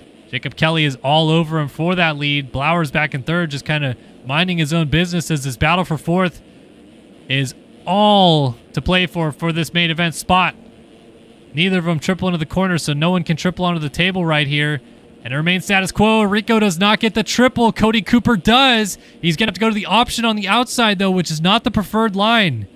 So he's going to launch out there into the wall jump down the backside. Rico will repass him, but Cooper has a better shot into this rhythm section to line it up a little bit better. Does he use that to his advantage? Triple into the inside again, making the pass on Joey Arico and putting him on the ground is Cody Cooper. Does he get through the whoops clean? He does.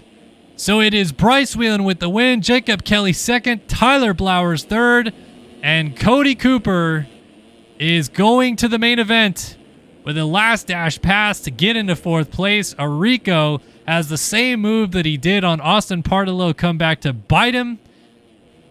And Arico ends up in the dirt anyway. So Partolo will miss out regardless of which. He'll be sixth. Zach Fisher, Sonny Spicer, Carl Novak, Kyler Smith, Palmer Neely, Arthur Miranda, Colby Hallpayne, Seth Harnischfeger, Brody Jenner, Chris Harris, Jared Gummison, Race Cobble, also not going to the main event.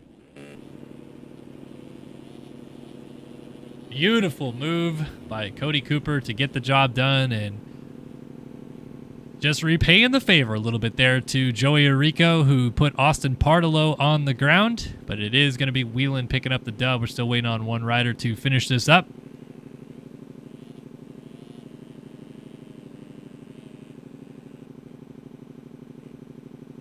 And there is that finisher crossing the line. Now, penalties are in, and it remains the same. Cody Cooper gets in out of this one. And Blowers, Kelly, and Whelan also go through. So for Whelan championship's sake, that was huge.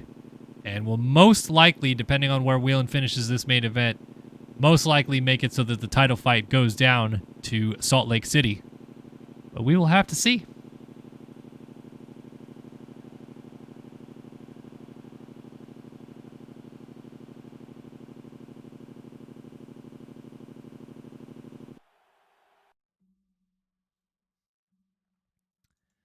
All right, 250 LCQ done and dusted. That brings us to our final qualification race of the night. It's the 450 last chance qualifier here in Nashville. Jump back in the studio with you guys just for a minute here while we hang out and have a little bit of a good time. Kellen Brower in the booth. Bringing you guys the action here tonight from round 15 of MotoOption AMA Esports Supercross in Nashville. Fun battles, fun racing so far here tonight. Been a pretty good time, but I feel like it's only going to get better from here. 450 LCQ will be a lot of fun. We're going to have about 12 to 13 guys lining up for that one. And, of course, the top four riders will go through to the main event. They'll go 5 minutes plus a lap. And then after that, we move into our main events, which will be the 9th round of the 250 East Championship coming up here shortly. And, of course, the 15th round of the 450 Championship in MotoOption AMA Esports Supercross. So, championship fights, all to play for here tonight in Nashville. And we'll see which way it falls here in just a few moments. Back on the gate, and I don't even need to disconnect and reconnect because there's not enough people in the server. Things you love to see. So we'll jump back into the live screen with y'all.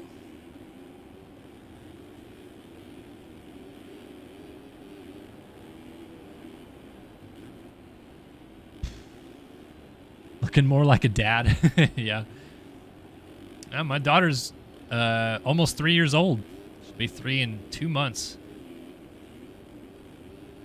I'm certainly flying. So Parker, Adams, Holiak, Baker, Heckman, Bear, Davis, Parks, Tigney, Rockefeller, Hall. Some of these guys will go home unhappy, but 4 of them will go through to the main event.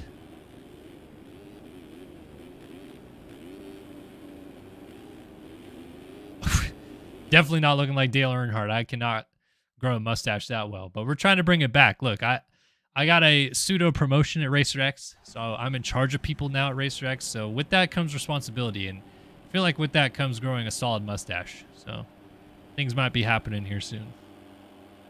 All right, here we go, folks. Time for the 450 LCQ. Who goes to the main event? Let's find out. We're off and running.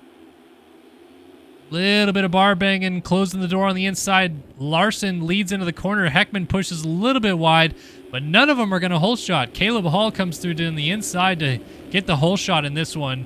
You also have Ethan Parks in the mix. Trent Adams on the 26, who was put on the ground there by Johnny Padani to make it into the main event in the first place. Looks like pretty clean through the whoops, except for down out of P5 goes someone on the Cowie back there.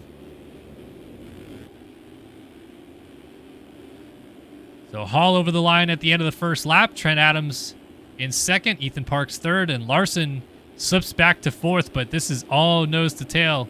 And every single one of these guys feel that they have a shot to go through to the main event. Looks like Buttigny rounds out our top 5, Rockefeller 6th. And look at this absolute freight train.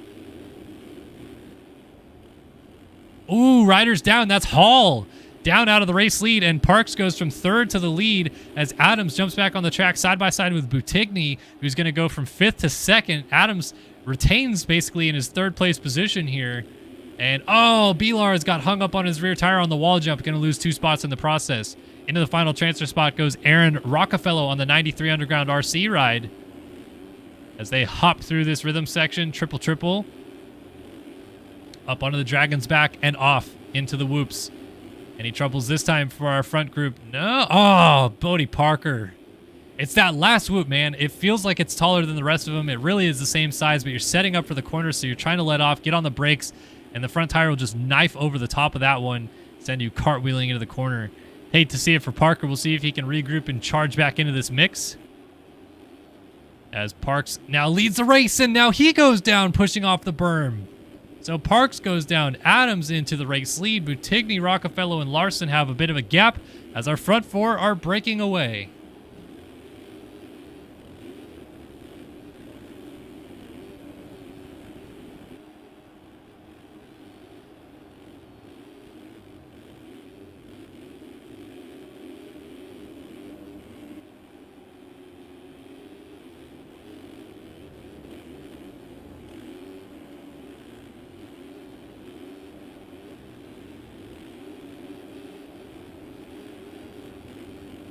So our front 4 has turned into our front 3 as Parks slipped back a little ways, and Buttigny just got block passed by Rockefeller. And now Rockefeller goes to the race lead. Alex Efforts in chat wants a little bit of Roost turned on, so let's do it just for him specifically. We'll go Roost 500 and see how bad this looks. Oh, is there no Roost? Oh, you hate to see it. No Roost put in by the Race Factor Gaming track crew, so we got no Roost out there. I tried my best, Alex. I did. But nothing I can do for you there, Sunshine. Rockefeller looks like he's going to get passed up the inside. Buttigny goes by. So Buttigny back into the race lead. Rockefeller second. Almost loses it on that little sand roller as Larson settles into third. D. Davis up into the 4th and final transfer spot, but Ethan Parks would like to say something about that as he closed the gap down from behind.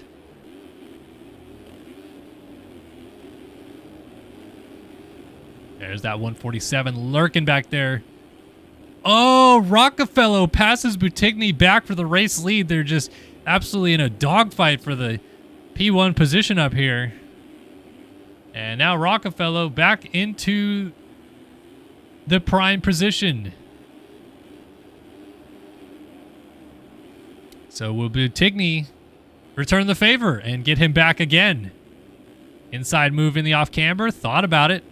Not quite close enough. Still able to pop that around the inside. Look at this. Oh, and he cleans Aaron Rockefeller's day out. Whew. That was aggressive to say the least after some fairly clean racing out of both of them. That pushes Rockefeller out of a transfer spot as well. He goes from the lead back to 5th. Ethan Parks just assumes the final transfer spot because of it. And Enzo Buttigny going to have some underground RC folks maybe greeting him at the semi after this one if Rockefeller doesn't make it. There's been a few decent little takeouts in these LCQs tonight. And Rockefeller's going to go down in the whoops. He's flustered. And that is a bummer because he was riding so well before that. So he is not going to be pumped whatsoever with Enzo Buttigny in that circumstance, but Ethan Parks is the benefactor, as I mentioned. Meanwhile, Belars has... Oh, I thought he had taken the lead. Well, now he is because Buttigny just laid it down. Buttigny was off the track momentarily, and that gave Larson the lead, but now Larson has taken the lead because Buttigny went down. So they'll settle into 1st and 2nd, respectively. Not too large of a gap, and as you saw with Rockefeller, either of them go down and off the bike, opens the door of opportunity for a guy like Caleb Hall to get into the picture. And just as I say that, Larson tucks the front end and goes down. So Larson down in the first corner is going to pick it up just as Caleb Hall is going to get here, but he's not going to have the optimal line. So Caleb Hall, step on, step off, triple. Larson trying to fight back. Oh, they're side by side into the corner. Larson has got it. To the whoops. Larson hopping a little bit. Caleb Hall inside. Oh, man, he wanted to maybe break his leg or something right there, but backed out of the challenge and lives to fight another lap, which, by the way, final lap is underway here. White flag waving in this 450 last chance qualifier. Vilar is trying to hold on for this spot. Oh, not quite clean enough through there. Here comes Hall, closing that gap down. Ethan Parks just ahead of these guys. This is not far gone for anybody. Any one of these guys could crash and throw this thing away. Vilar is on that bubble spot, and Caleb Hall really like to get around him. He just made a small mistake, though. So here we go. Are we going to see some more fireworks in these last chance qualifiers? Hall is pushing the pace through this first corner. Larson a little bit sideways. Oh, Parks is down, and Caleb Hall hits him, and Rockefeller hits him, and he goes down. So Parks is going to get up first. Is he going to retain the position? He will. Caleb Hall is going to get up right behind him, and it's going to come down to a drag race into the whoops. Caleb Hall, will he send it into the whoops? He does pretty hard, but not quite close enough. He's going to have a run down this straightaway, though. Parks is going to try to go defensive. Hall is going to square up underneath, up the inside, takes out Ethan Parks, takes himself out. Parks stays on two wheels from off the track, gets back on, goes to the main event by 7/10 as Caleb Hall crosses in 5th, Alex Heckman crosses in 6th, and Rockefeller in 7th. Oh my gosh, that kicked off in the end. What a finish to that LCQ. So it's going to be Boutigny picking up the win, Davis in 2nd, Larson 3rd, and then we have to see whether or not there is going to be penalties or not. As Parks was off the track, but I don't think he missed, well, he maybe missed one timing gate on the face of that double, but is it enough to cost him? Caleb Hall, that's the 2nd time this year in LCQ, last turn pass attempt like that has happened. Oh, gosh, the guy almost made it over the finish line jump. He's down on the face. So we wait for him. Ethan Parks' fate could be sealed right here, and it is going to put him in the main event as Hall does not get it on penalties. In fact, Hall nor Parks had any penalties. It was Heckman that had 1.9 seconds of cuts behind them, some penalties ahead of them, but it doesn't matter. Boutigny wins the LCQ, Davis 2nd, Larson 3rd, and Parks goes to the main event in 4th. So Hall's gamble does not pay off. It will be Ethan Parks going to the main event as Boutigny. And remember, Caleb Hall, when he took out Chase Blakely for the final transfer spot earlier this year at San Diego and put himself in the ground in the process, it was Parks who benefited from that to go from 6th to 4th to make it in the main event back at San Diego. So now they squared off against each other here tonight at Nashville, and Parks is once again the benefactor. He goes to the main event. Crazy last sequence right there in that LCQ, and Boutigny was ahead of all of it. Didn't have to deal with any of it.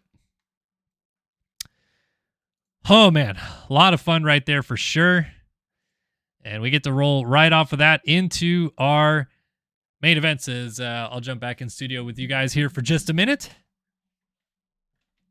I did not miss the final corner. I maybe missed your final corner, but I got the crazy chaotic transfer battle that was going on behind you. So I apologize, Devin, if I did not get what happened to you in the final corner.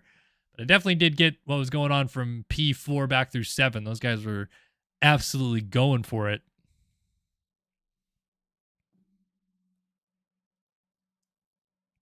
Don't forget to hydrate, fellas. Always keep your water handy.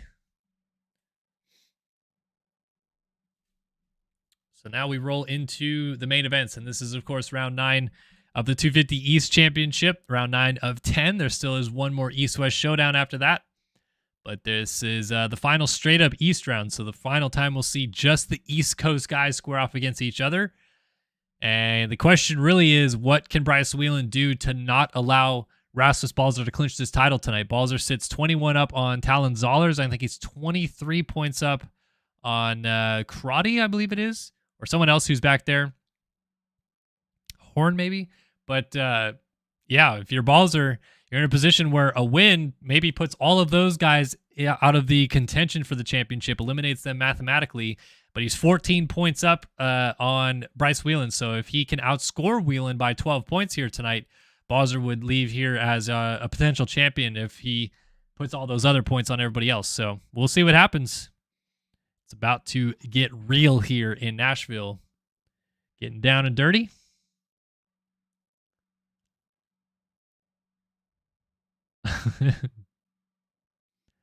Haywood. Oh, man. Haywood, every single week, my mom, who stays with us for a couple days to watch my daughter, she always asks if you're coming, but she has not quite figured out your name yet. She asked if A-Rod was coming tonight, and I said, no, A-Rod is not coming tonight.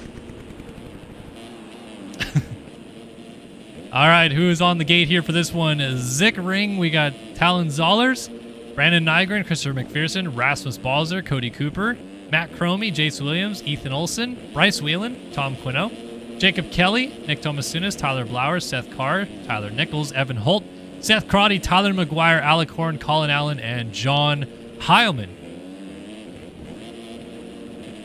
All on the gate here tonight. Let's go ahead and load back into our main screen and get us ready to go here, folks. 2:50 East main event time. Who you got?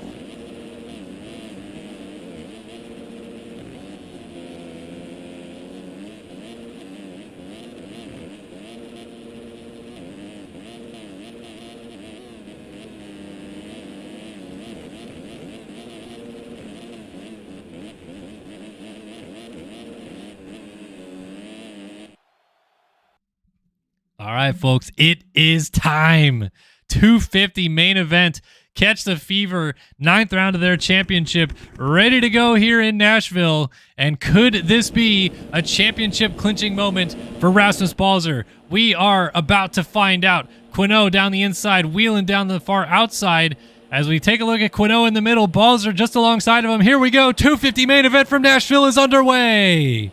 Terrible start from Quino. Balzer up the inside has a pretty good one. Horn gets to the corner first on the 46 machine, and Balzer was down. So it's going to be Horn and Allen coming through the first corner side by side. Colin Allen looks like he unofficially got the RaceFactorGaming.com hole shot, and a bit of a stack up in the second corner gives Colin Allen a bit of a lead. So it's Allen through the whoops on the first lap. Out front, Alec Horn in second.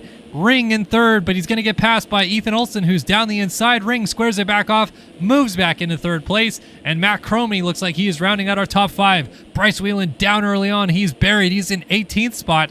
Where is the 35 of Balzer? Looks like he's in about mid-pack at the end of the first lap as everybody's chasing Phil Ski and Snowboard new pickup, Colin Allen, who won his heat race earlier here tonight and has been very close to getting a race win this season. Could this be a breakthrough night in Nashville for the 351? He's got the start he needed. Now he's got to put the whole main event together. Let's see what happens. It is Horn behind him in second, Ring third, Cromie fourth, Olson now in fifth, Cooper sixth, McGuire seventh, Carr eighth, Kelly ninth, and Balzer, first of our championship fighters we see in the mix, he is in 10th. So Whelan down in 17th has a boatload of work to get done, but Balzer also has a bit of work on his hands here. This is not going to be an easy fight, especially trying to get through this really tough front of the field while they navigate these whoops coming up. Into the whoops they go. Jacob Kelly hopping a little bit. Balzer might get caught out here. Oh, he just avoids a lot of guys crashing and makes it through. So did Whelan also make it through? He did momentarily, but he's going to get hung up in the corner right there. Nygren, Zollers, Holtzy, and then Whelan. So Whelan looks like he is up into he's still 16th, actually. Only gained one position. And you can see it's just absolutely frantic action on either side of them. I'll just go on board of them here for a minute, and you get to see what this looks like being in an absolute freight train of riders early in this main event like this. Where do you go? What do you even do? And if someone crashes right in front of you, there's not a lot of room to try to avoid that either. Rider 2 is outside right there going down. Is going to gain another position up to 15th. And Whelan doing everything he can to navigate through this pack rather early. He's going to cut across some tough blocks right there.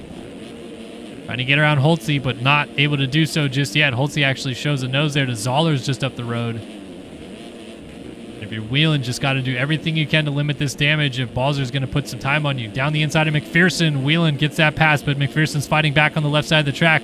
So Whelan's just going to hug the tough blocks and try not to go down, but he is going to go down, and he's off the bike again.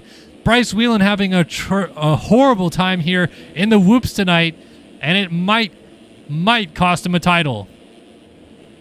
So Balzer a little bit further up the road right here is onto the back of Cody Cooper. This is a battle right now for 6th place, I believe.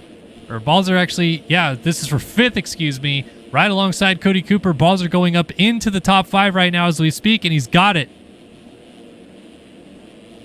Oh, little tap of the rear, though. Cody Cooper got into his rear tire. Fortunate neither rider went down right there, and they continued on. So Balzer making solid progress forward. And remember, you got guys like Zollers and others that were trying to be in the mix. Matt Cromie also behind Balzer. So this is just playing into his favor to maybe wrap this title up. Balzer on the gas coming down the straightaway into 5th place he goes. Allen continues to lead. Cromie up into 2nd, 8 seconds down though. And then you got Ring, Carr, and Balzer rounding out our top 5. So this little fight right here for 2nd turning into a good one with Cromie just up the road. Now I apologize. I said Cromie was behind Balzer. He is actually ahead of him. So that is Cromie maybe going to keep the title fight alive if he can stay ahead of the 35 machine. Give you guys a reminder on the updates in the point standings here in just a second. But Cromie rolling through in 2nd place, looking solid as ever. Could this be a win on the docket here for him tonight? So Cromie entered 29 points back. Alec Horn was 27. So basically, if either of those guys don't beat Whelan, Balzer, I should say, there's not a chance that they could still stay mathematically alive. Balzer just had a really rough time through the whoops right there as Zick Ring got pushed out in the Davalos bales just before the whoops, and another big crash in the background for Alec Horn going off the side of the track. Remember, Alec Horn was 4th in the championship entering. So right now, Balzer is actually in a position where clinching this championship looks really doable based on where Whelan is and also where Talon Zollers is. 16th and 17th on the track right now. He only needs to beat Zollers by 5 points, and he needs to beat Whelan by 12 points to claim this championship early. So could this be the night for Rasmus Balzer to get it done? He's all over Seth Carr for 3rd. Cromie just ahead of them. As Colin Allen continues to lead this race, lap traffic will come into play shortly here, going the other direction in the whoops as Balzer goes in and out of the tough blocks. Here's our battle for 2nd, though. Cromie versus Seth Carr. And at least for the time being, Cromie, with Carr in between him and Balzer, has actually got this thing down to 25 points. And because of that, it would still remain alive mathematically because Cromie would still be eligible for the championship going into the showdown. And I feel like we still have so much racing left to go here. 9 minutes left. Anything could happen, but Balzer's really working his way forward, and now Cromie just made a mistake. And Balzer will see that and try to pass Cromie in just a bit of time here. By the way, looks like Colin Allen may have slid out somewhere because the gap went from 8 seconds down to 3.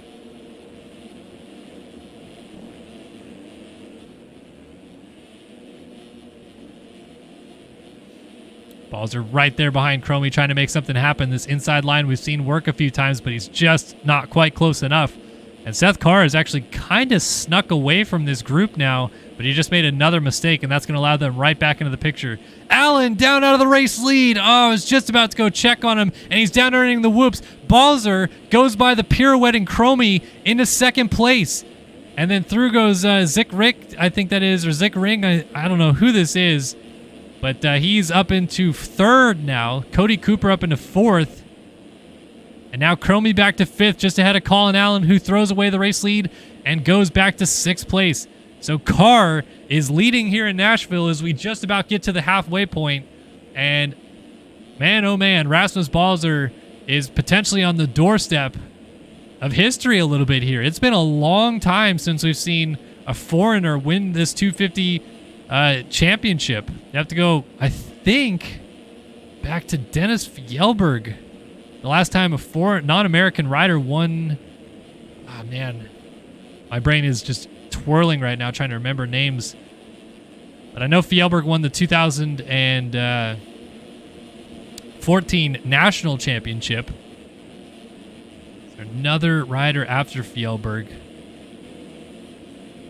Either way, though, Balzer, this is going to be incredible. The comeback of all comebacks to get into a position to maybe clinch this championship. I mean, still quite a bit of racing left, and Whelan has now got all the way up to 13th spot, and he just has to score within 12 points of Balzer, which is definitely doable based on the positions he's gaining. But we'll have to see, as Zollers still sits down in 16th, so Zollers pretty much at this point is 100% going to be mathematically eliminated. As here comes Balzer side by side with Carr for the race lead, and he goes to the front. On the 35 goes Rasmus Balzer.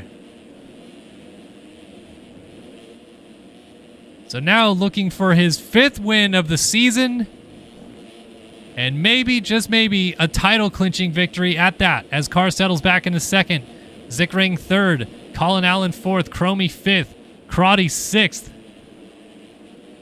Alec Horn right here is in 7th, almost. Over the bars, or over the back of the bike, I should say. Now he just slid out and went down again. That will help Whelan's chances, though, as Whelan continues to march forward. He's up into 11th, so let's do really quick math right here. I have to write this down because I can't do it off the top of my head, but give me just 1 second.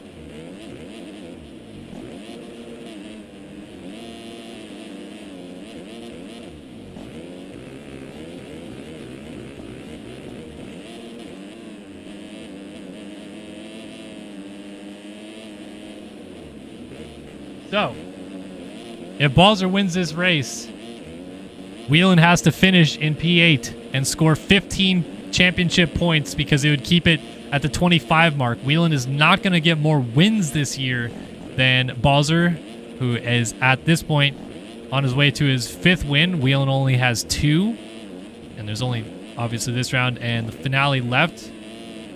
But if Whelan finishes 8th or better, the championship stays alive no matter what. So these few positions just ahead are absolutely critical to try to keep this title fight alive.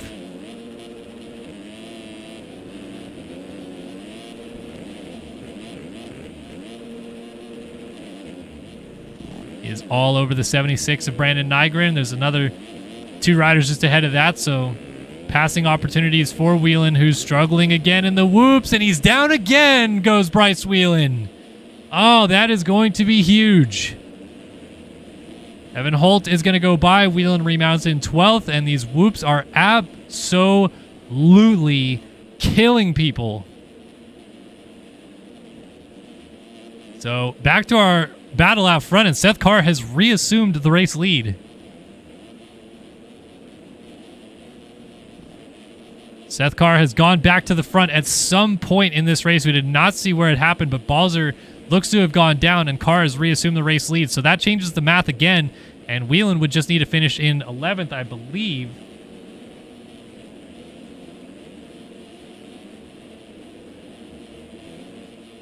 Yeah, just would need to finish 11th if Balzer finishes 2nd in this race for him to keep the championship alive.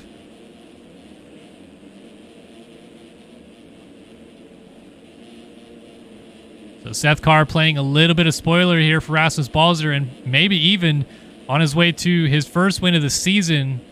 Trying to rack my brain if this is Seth Carr's first potential win of his career, but he's got to get there first, and that's not going to help as he gets hung up on the wall jump. Here comes Balzer again, and the battle for the lead is on.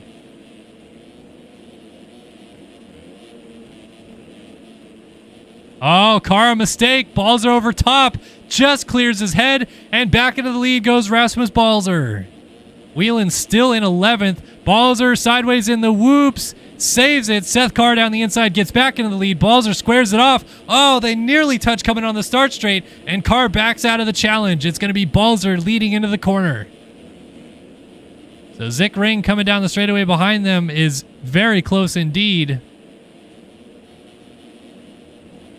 And while this goes on, Bryce Whelan is absolutely fighting for his championship life behind these guys and hoping Seth Carr can do him a favor, perhaps. Oh, Balzer, another mistake. Looks like Holtzy got back around Whelan again. Whelan now 3 seconds back in 12th. That will not do it. Tyler Blauer is putting some pressure on Seth Carr, but that's not for position. So we are down into the final about 2 minutes and a lap of this race. Seth Carr is trying to steal this win away from Balzer. Balzer is trying to steal this championship before we even get to Salt Lake City. Oh, and he slides out going to the Dragon's back. That's going to give Carr the lead again. Balzer trying to get through the whoops. Tyler Nichols just alongside of him, hopping a little bit. Balzer just able to get back around him. And now Carr leads once again. Under 2 minutes and a lap to go. And Zick Ring, who I don't know who this is. I feel like this is someone playing on an alt account for sure, is suddenly up into the mix. Whose skins is he running? The 21 of Holyhead. So that's Holyhead's EU skins, I believe.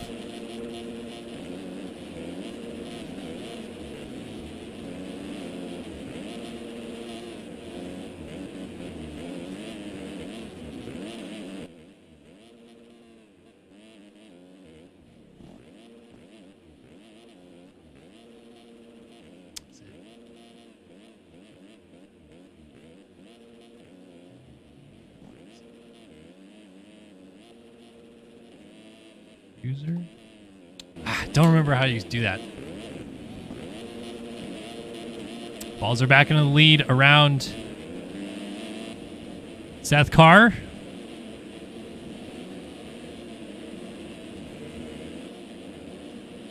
And here we go. This is going to be an absolute dogfight for the win here in Nashville. 2 laps to go. Can Seth Carr steal this one back away from Rasmus Balzer?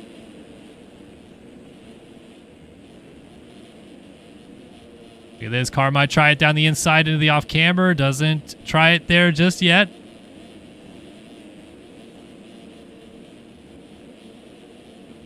Oh, Seth Carr, big mistake. That's going to cost him a lot of time. Does he get that triple? Little case. Some breathing room now for Balzer. And where has Whelan made it? Whelan is still in 11th, so he needs Seth Carr to win this race to stay alive for this championship.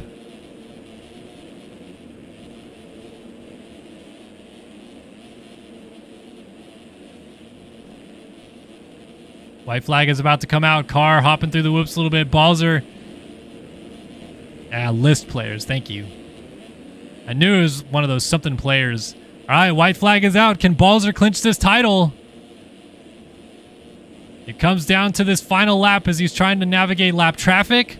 This race win most likely gets it done because there's a pretty big gap up into 8th place for Whelan to get all the way up into 8th. Would be pretty impossible. He could still finish this 11th, and it would work. Seth Carr just jumped off the track. That might do it.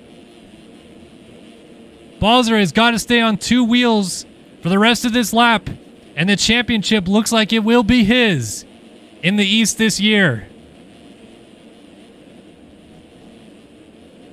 Step on, step off, triple again. Through that corner, up onto the Dragon's back and down into the whoops one final time. Very clean through the whoops that time, and he did it when he needed it the most. We'll have to wait officially for this to be over, but it will be the 5th win of the season. Rasmus Balzer wins when he needed it most here in Nashville. Carr ends up in 2nd. It looks like Zick Ring will get 3rd, Colin Allen 4th, Crotty 5th, Nygren 6th, Heilman 7th, Cromie is in 8th, Alec Horn is 9th, Holt is in 10th, and Bryce Whelan is down in 11th. He needs these 3 positions ahead of him. Cromie just made a mistake. Alec Horn is off the inside of the track. Or I should say Matt Cromie's off the inside of the track. Holtzy's right there. Holtzy just went down. So if Horn and Cromie go down, they could hand this over to Whelan. Horn just made it through the whoops. Cromie made it through the whoops. Holtzy got it before Whelan even got there. Whelan is down. And this will do it. This 8th place finish by Alec Horn officially puts the championship out of reach. Your 2023 250 East champion, Rasmus Balzer.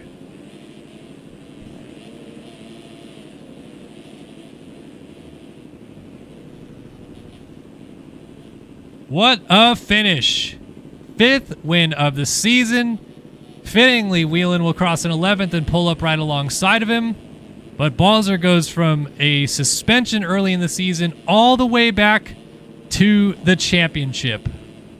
Really cool stuff there for Rasmus Balzer. And what was the command again? This players. Not all caps, silly. Can't even spell list players. Zick, Ring, Crizzy, Cranked. It's two different people. Oh no, same ID. 45324. All right.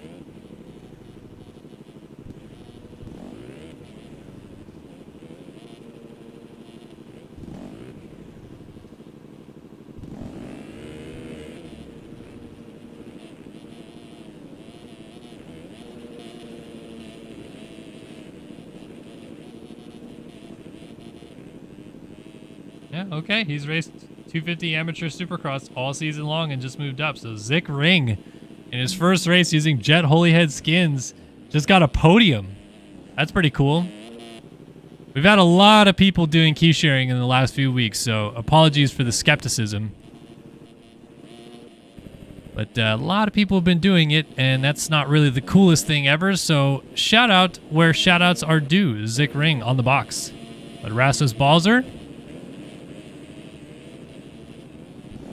champ in the East this season, and I'll apologize in advance. I normally try to set up some sort of interview with the champ, but I didn't actually think it was going to happen tonight. I should have pre-planned for that.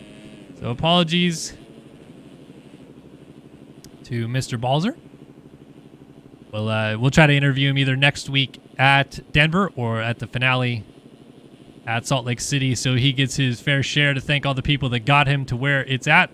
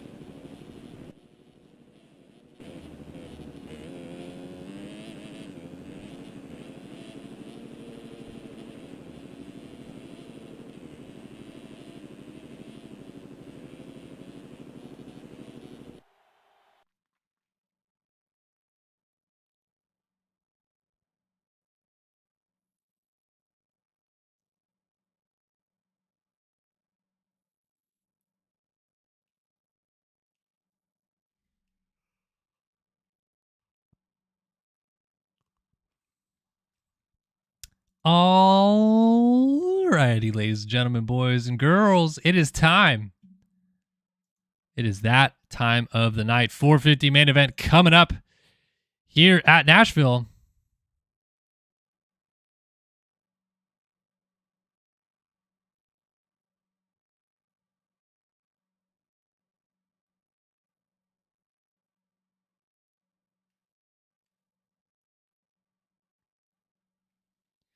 Round 15 of MotoOption AMA Esports Supercross. Anybody interested in checking this game out, be sure to visit www.mxsimulator.com. That's .com for sure. mxsimulator.com. And you can try the demo out there, but it's nothing like the full game, which has a lot of mods and a couple other things that you can really do to make the game experience better for you.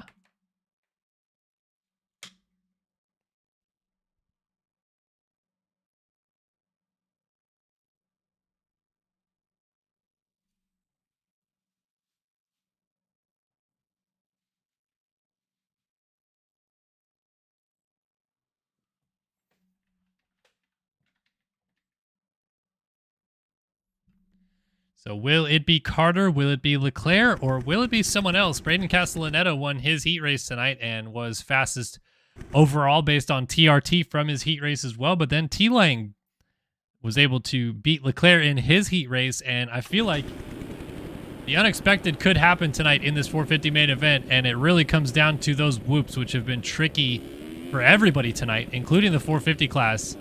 And it looks like nobody is safe from those. So Leclerc, while he's trying to claw back big points on Braden Carter, arguably is running into the tallest, gnarliest set of whoops this season. And they're short too, but they're just so hard to get through.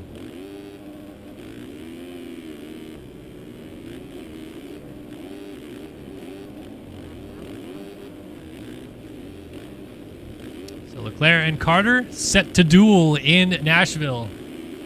Someone else would like to spoil the party and come out a winner. How about James Ohashi on the two-stroke? He's looked solid here tonight. Pretty cool to see him start up front and get in the mix.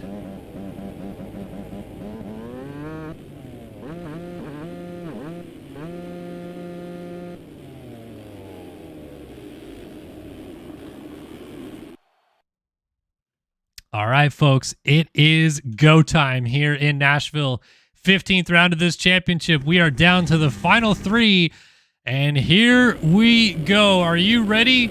I am. This is about to be a complete barn burner of a main event live here on Start Your Systems, Init Esports on Twitch and ESTV. Let's go in Nashville! 78 of Hubbard's going to lead him into the corner, but Leclerc gets into him, and they both go way wide and down. Jeremy Smith was in that mix as well. It's Braden Carter with the RaceFactoryGaming.com Whole Shot Award. Tyler Lang is right there in the mix. Logan Leitzel, Chris Post, Luke Sullivan, all at the sharp end of the field. And Carter just got the hugest of huge breaks out of that first sequence of corners because Leclerc drove it in deep trying to get it to Hubbard into that first corner. And they both went flying off the racetrack. Unbelievable change of circumstances right from the get-go of this one as Carter leads the field at the end of the first lap. Now can Lang or somebody else go with Carter, or is it goodbye time for the number one machine as he looks for his 20th career MotoOption Supercross victory? Out front pushing early on. Let's see. Looks like JS4 got up in about 17th. Trying to see where the 7 of Leclerc is. He's in 20th. So Leclerc down on the first turn pushing so hard is put himself at a huge disadvantage here.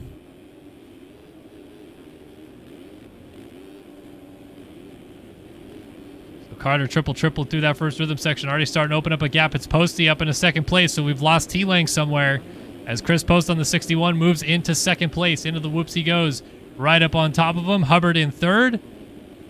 Nicely done through there, and Tharp rounds out fourth place grouping up front with Caleb Hall inside of the top 5. Seth Shirley 6th, Stevenson 7th, Eagland 8th, Ohashi 9th. He's getting passed by Logan Leitzel, who shoots up into P9. Ohashi back to 10th. Jeremy Smith already up to 11th after going down the first corner. And our heat race winner, I should say, from earlier tonight, Braden Castellaneta, is in 12th. So some heavy hitters that look to factor in for a race victory tonight, all down pretty far back early on. And crucially, Alexis Leclerc way back here. He has got a lot of ground to make up. Looks like he's already up in the 15th spot, but still quite a bit of time to make up to get any sort of semblance of decent points hauled back in his favor on a night when he was really hoping it would fall his way instead of Braden Carter's. Carter just right up on top of those whoops, cleanly through, no problem whatsoever. Pulling out a pretty big gap. Battle for second is on. Chris Post versus Jacob Hubbard. Hubbard still looking for his first win of the season there on the 78. Has only got one 450 Supercross win to his credit. It was Denver last year, and spoke to him earlier this week, and he told me that He's going to win Denver again this year, but he would love to win Nashville as well. And be more than just the Denver dominator. Is going to shoot by Posty, who cased the double in. And Hubbard up into second place. So now it's Tharp's turn to close the gap down on Posty and try to make something happen. And he do it. Look at this. That quad line doesn't do the double into the sand that Leclerc was doing. Oh, Hubbard down out of second. So the 78 machine hits the deck. There goes the 64 of Stevenson, the 24 of Eaglin getting in the mix as well. But a battle for second is brewing again as Tharp closes up on Posty. Off the Dragon's back into the whoops they go. Carter still pulling that lead even further out front. And trying to keep my eyes peeled on if I see the 7 of Lexus Leclerc flash in the background, but I did not that time by. And Carter's lead is getting to the point where he could nearly crash and still get in the race lead still.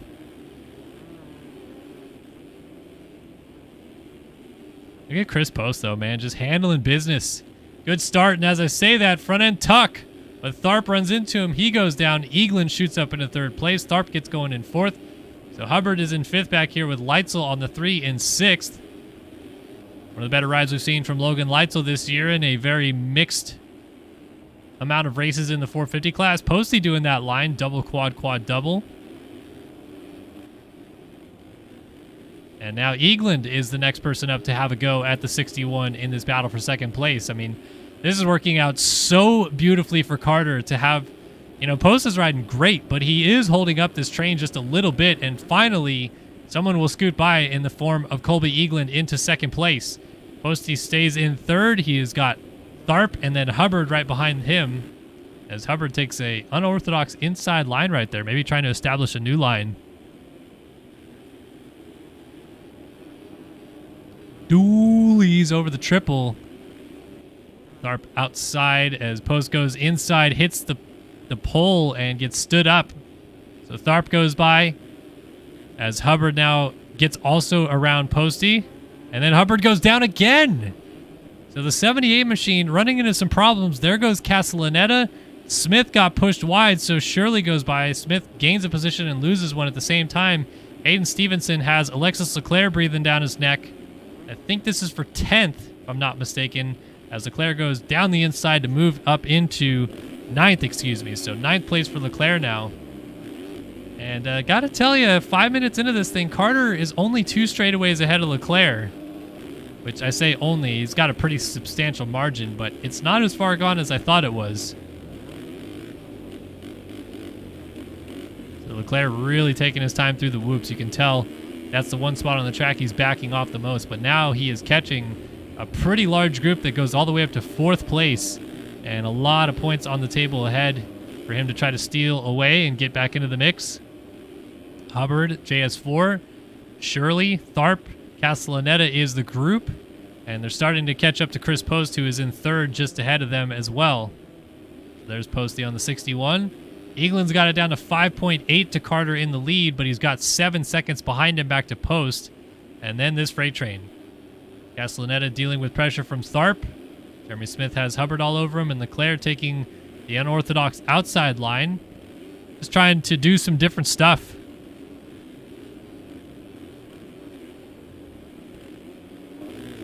Now up into 8th spot, so another position gained, but aces that triple out right there, so another small mistake.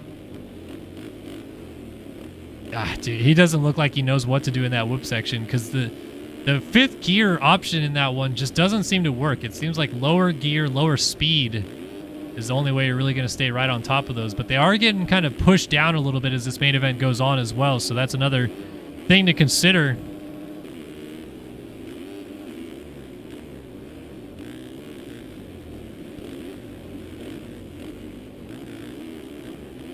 Hubbard all over Jeremy Smith just ahead of these little battle right here with Leclerc, trying to close that gap down. Interesting that Leclerc is continuing to like to go to this outside line right here. I'm not sure what it is that he likes about it, but, I mean, sticking with it. Oh, our leader's down! Our leader is down. Carter has coughed up the race lead down at the end of the whoops. I saw a green dot sitting stationary on the map, and Carter has thrown it away. Colby Eaglin to the front in Nashville. Castellaneta third, just ahead of Post, has gotten around the 61 machine, and suddenly this race is quite a bit more interesting with Eaglin leading and Carter having to do the chasing. We still have 12 minutes of this race left, so this is far and away not a foregone conclusion that Carter is going to gain points on Leclerc here tonight. He's still in a pretty good position, but you never know. Carter does not give up leads often, and so does this put him in a bit of a tailspin here, where he pushes too hard, thinks too much about it, and has more mistakes, or does he settle back into that groove that he had early on that put him in the lead in the first place? So what is he doing in the whoops now? Kind of right up on top. Not too bad of a kick. It seemed like Eaglin had a worse one that time through. As Leclerc is up into 8th, all over Hubbard and Smith still battling. Great little fight back there between those guys. You see Castellaneta going through the whoop start right there as Eaglin slides through the corner. Oh man, Carter might just want to try to get back into the lead right away and not waste too much time. That outside on the on-off is becoming more viable because there is a rut building up in that berm. And all these guys going double, triple because that rut coming out of the off-camber is working well. There's also a rut being built up in that berm just after that triple. And Carter back on the hunt again, putting the pressure on Colby Eaglin for the race lead. If they get together, Braden Castellaneta is licking his chops back there, hoping to make something happen. As we have some shuffling of positions. Looks like Chris Post just lost a few more. He's back to 7th. Dealing with pressure from Alexis Leclerc. As into the whoops they go.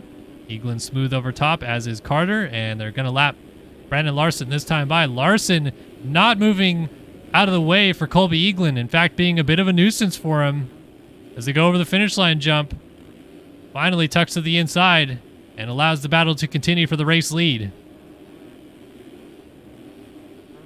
The step on, step off to the outside is the option that Carter uses this time through. Castellaneta is actually closing this gap down a little bit. He's got it under 10 as another mistake for Eaglin. And because he crossed over, I think Carter thought better of it. Actually gets into the tough blocks twice right there. That could have been dangerous to get kicked over the bars, getting into those, and now kind of hopping awkwardly through the sand. Eaglin now has a bit more of a gap established. And is this his opportunity to try to stretch this lead out now with not that pressure from right behind Carter putting on him that he had? Although Carter looks like he's going to try to close this right back down, as it looks like Leclerc just got around the outside of Tharp, which I believe would be for 6th spot going into that first turn.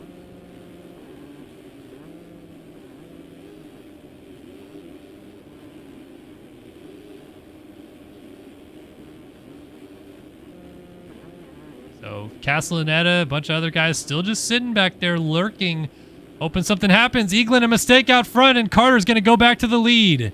So Eaglin finally just got that rut a little bit wrong, and it comes back to bite him. But Carter's offline right here. He's going to do the option quad double into this sand section, and it works, but it wasn't the cleanest. Oh, Eaglin's getting crossed up into the tough blocks, hits the wall on the opposite side, and backflips. So that is a lot of breathing room now for Braden Carter, who's got this thing out to 6 seconds. And can he start pulling this gap out a little bit more? Let's go back to Leclerc, who is all over Jeremy Smith right now in what is a battle for 4th place now, I think. Yeah, Leclerc in 5th on JS4 for 4th.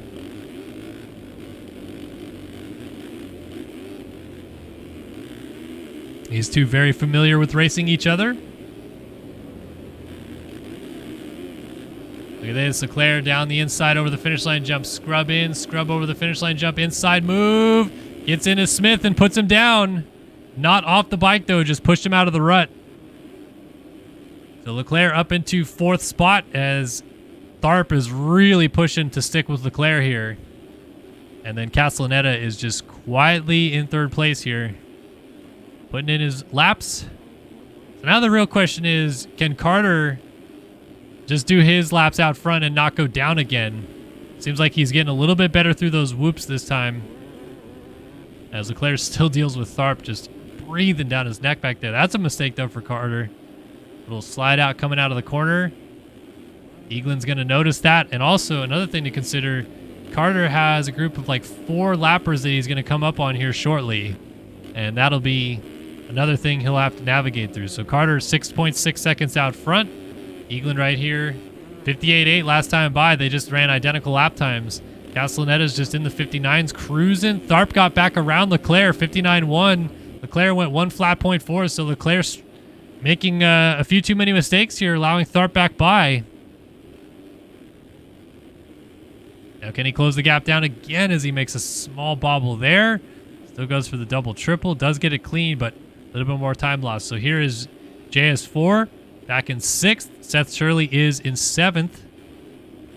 Not too far behind Jeremy. We're taking the 8th. Hayden Stevenson is 9th, and Chris Post has slipped back to 10th. And he's got T-Lang right behind him, but he's going to get around Stevenson in the process to get back into 9th and then go down, and Stevenson goes with him. So that's 2 passes for 1 right there for both T-Lang and Jacob Hubbard as Stevenson goes back to 11th. Post now back in 12th. Logan Leitzel slipped all the way back to 13th as well. Caleb Hall 14th. Luke Sullivan just got put a lap down. He's in 15th. Ethan Parks is 16th. Ohashi 17th. Devin Davis is in 18th. Brandon Larson down in the whoops is in 19th.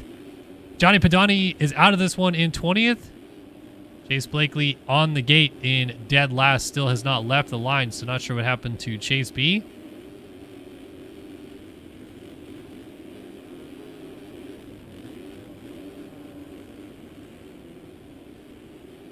So back up front to Carter. Just over 5 minutes plus a lap to go. Carter doing a little hop line on the Dragon's back right there. Pretty neat little option that he's doing. And he's continuing to stretch his lead back out. Eaglin is pushing 6.6, still the gap. 59.1. What can Eaglin do to try to match? Really just got to hope for a mistake out of Carter. 59.3, so 2/10 gain that time by for Carter. Castellaneta back here, 10 seconds behind Eaglin. Is going to put in a 101.4. Does not get it down to the 59s. And Leclerc has moved back into 4th, but he just had a rough go up to the finish line jump, 101.4 as well. So Leclerc can even get on the box is another question. Right now he's losing 7 points to Carter, which would put this thing from 17 out to 24 points with 2 to go. And Carter just needs it to be at 26 after we leave Denver next week to be the champ. So this is really falling in the favor of Braden Carter at this stage of it. Is there still yet another big mistake from one of our front runners, though? That is what the question seems to be looming overhead.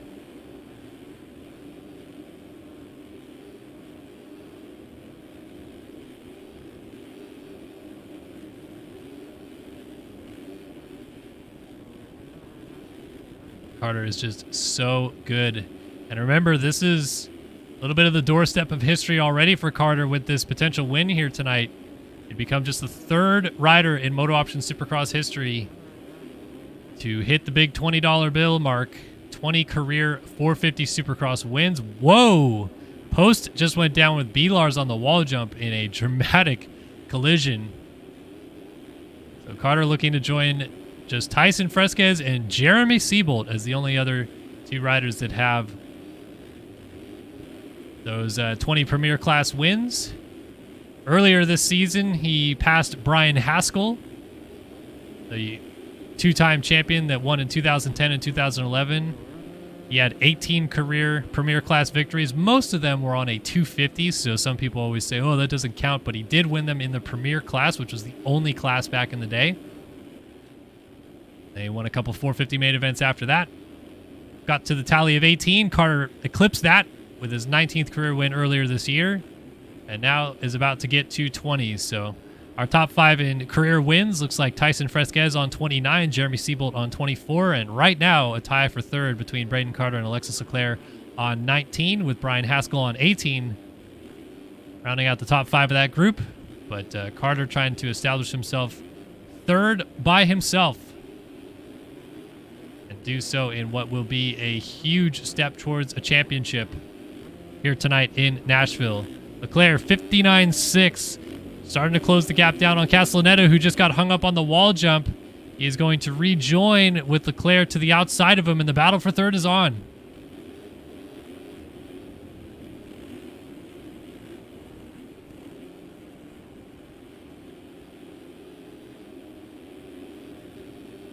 Through the whoops they go, just kind of tapping across the top of those. You can see how flat some of the very top of the whoops have gotten now with how much these guys have hit it.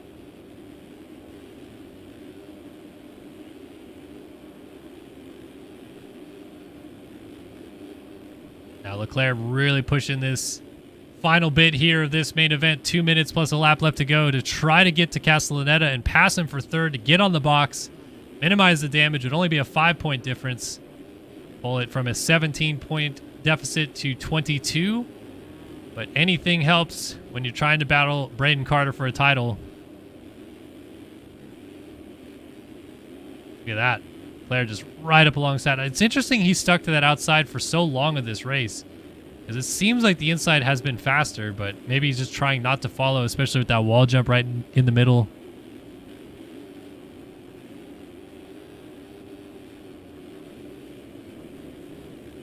So who is going to break first? Will Leclerc make a mistake and lose touch with Castellaneta, or will Castellaneta finally not be able to keep Leclerc behind anymore? Leclerc down the inside, gets the block pass on his teammate and moves up into third place. Very similar move to that he put on Jeremy Smith to get into fourth in the first place. Does it to Castellaneta there, and Leclerc up into third. He will probably not get to Eagland. And neither of them are going to get to Carter, it seems, who is just on another level. 8-second lead. Right on top of the whoops again. Little kick right there, but no harm, no foul. And with 30 seconds left on the clock this time by, it'll be the 2-lap board coming out. More or less, because there is no 2-lap board, but time will expire next time by, so the white flag will wave next time through, which means it's 2 to go right now, as Carter trying to snatch away his 20th career win. Still navigating lap traffic. Ethan Parks will move aside. Ooh, Carter off the track. Not done just yet. Hold your phones, ladies and gentlemen. Oh. Just take it easy there, Sunshine. Couple mistakes. Step on, step off, triple. Little long there for Carter, but not terrible in the end. And this is just what it's like to watch him do the work that he's doing out front. Oh my gosh, that rear tire kick almost bit him. This isn't going to be the best lap, but the white flag will wave. You'll see on the right side of your screen right there, the white flag waving as he crosses the finish line jump. Final lap of the race here in Nashville.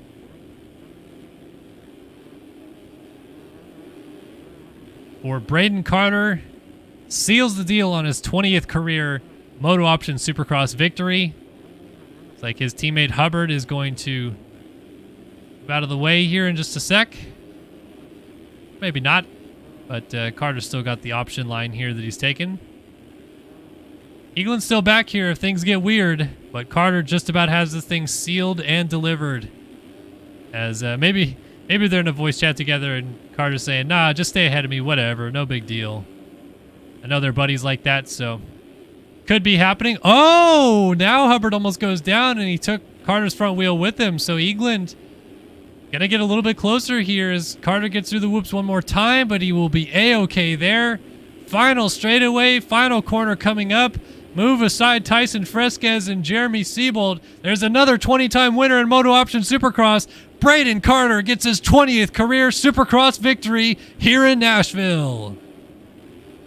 Colby Eagland will finish up in second. Leclerc and Castellaneta in a dogfight for third place. Castellaneta looks like he played it pretty fair and square. And Leclerc is going to hold on for third in the end as Castellaneta jumps over the finish line for fourth. And Seth Shirley trying to get around Brandon Larson to hold on to a top 5, but Jeremy Smith is right there. Oof, man, B-Lars not being the best lapper tonight. The 73 machine. But it will be Shirley crossing the line 5th. Jeremy Smith will pick up a 6th place result here. Enzo Buttigny coming across the line picks up 7th. Braden Tharp just got put on the ground, and T-Lang is going to get 8th. So Tharp gets 9th. Then it was Hubbard, Sullivan, Stevenson, Post, Hall, Leitzel, Parks, Ohashi, Davis, Larson, Padani. Rest of the field there. Any positions change based on penalties? No. Braden Carter gets the dub here tonight in Nashville and now has a 22-point lead with just 2 rounds of this championship left to go. On his way potentially to his record-setting 3rd title in a row in MotoOption AMA Esports Supercross. 20 career wins, though, for Carter here tonight. The celebrations will be had for sure as he makes just a little bit more history here in Nashville. Well, what a night.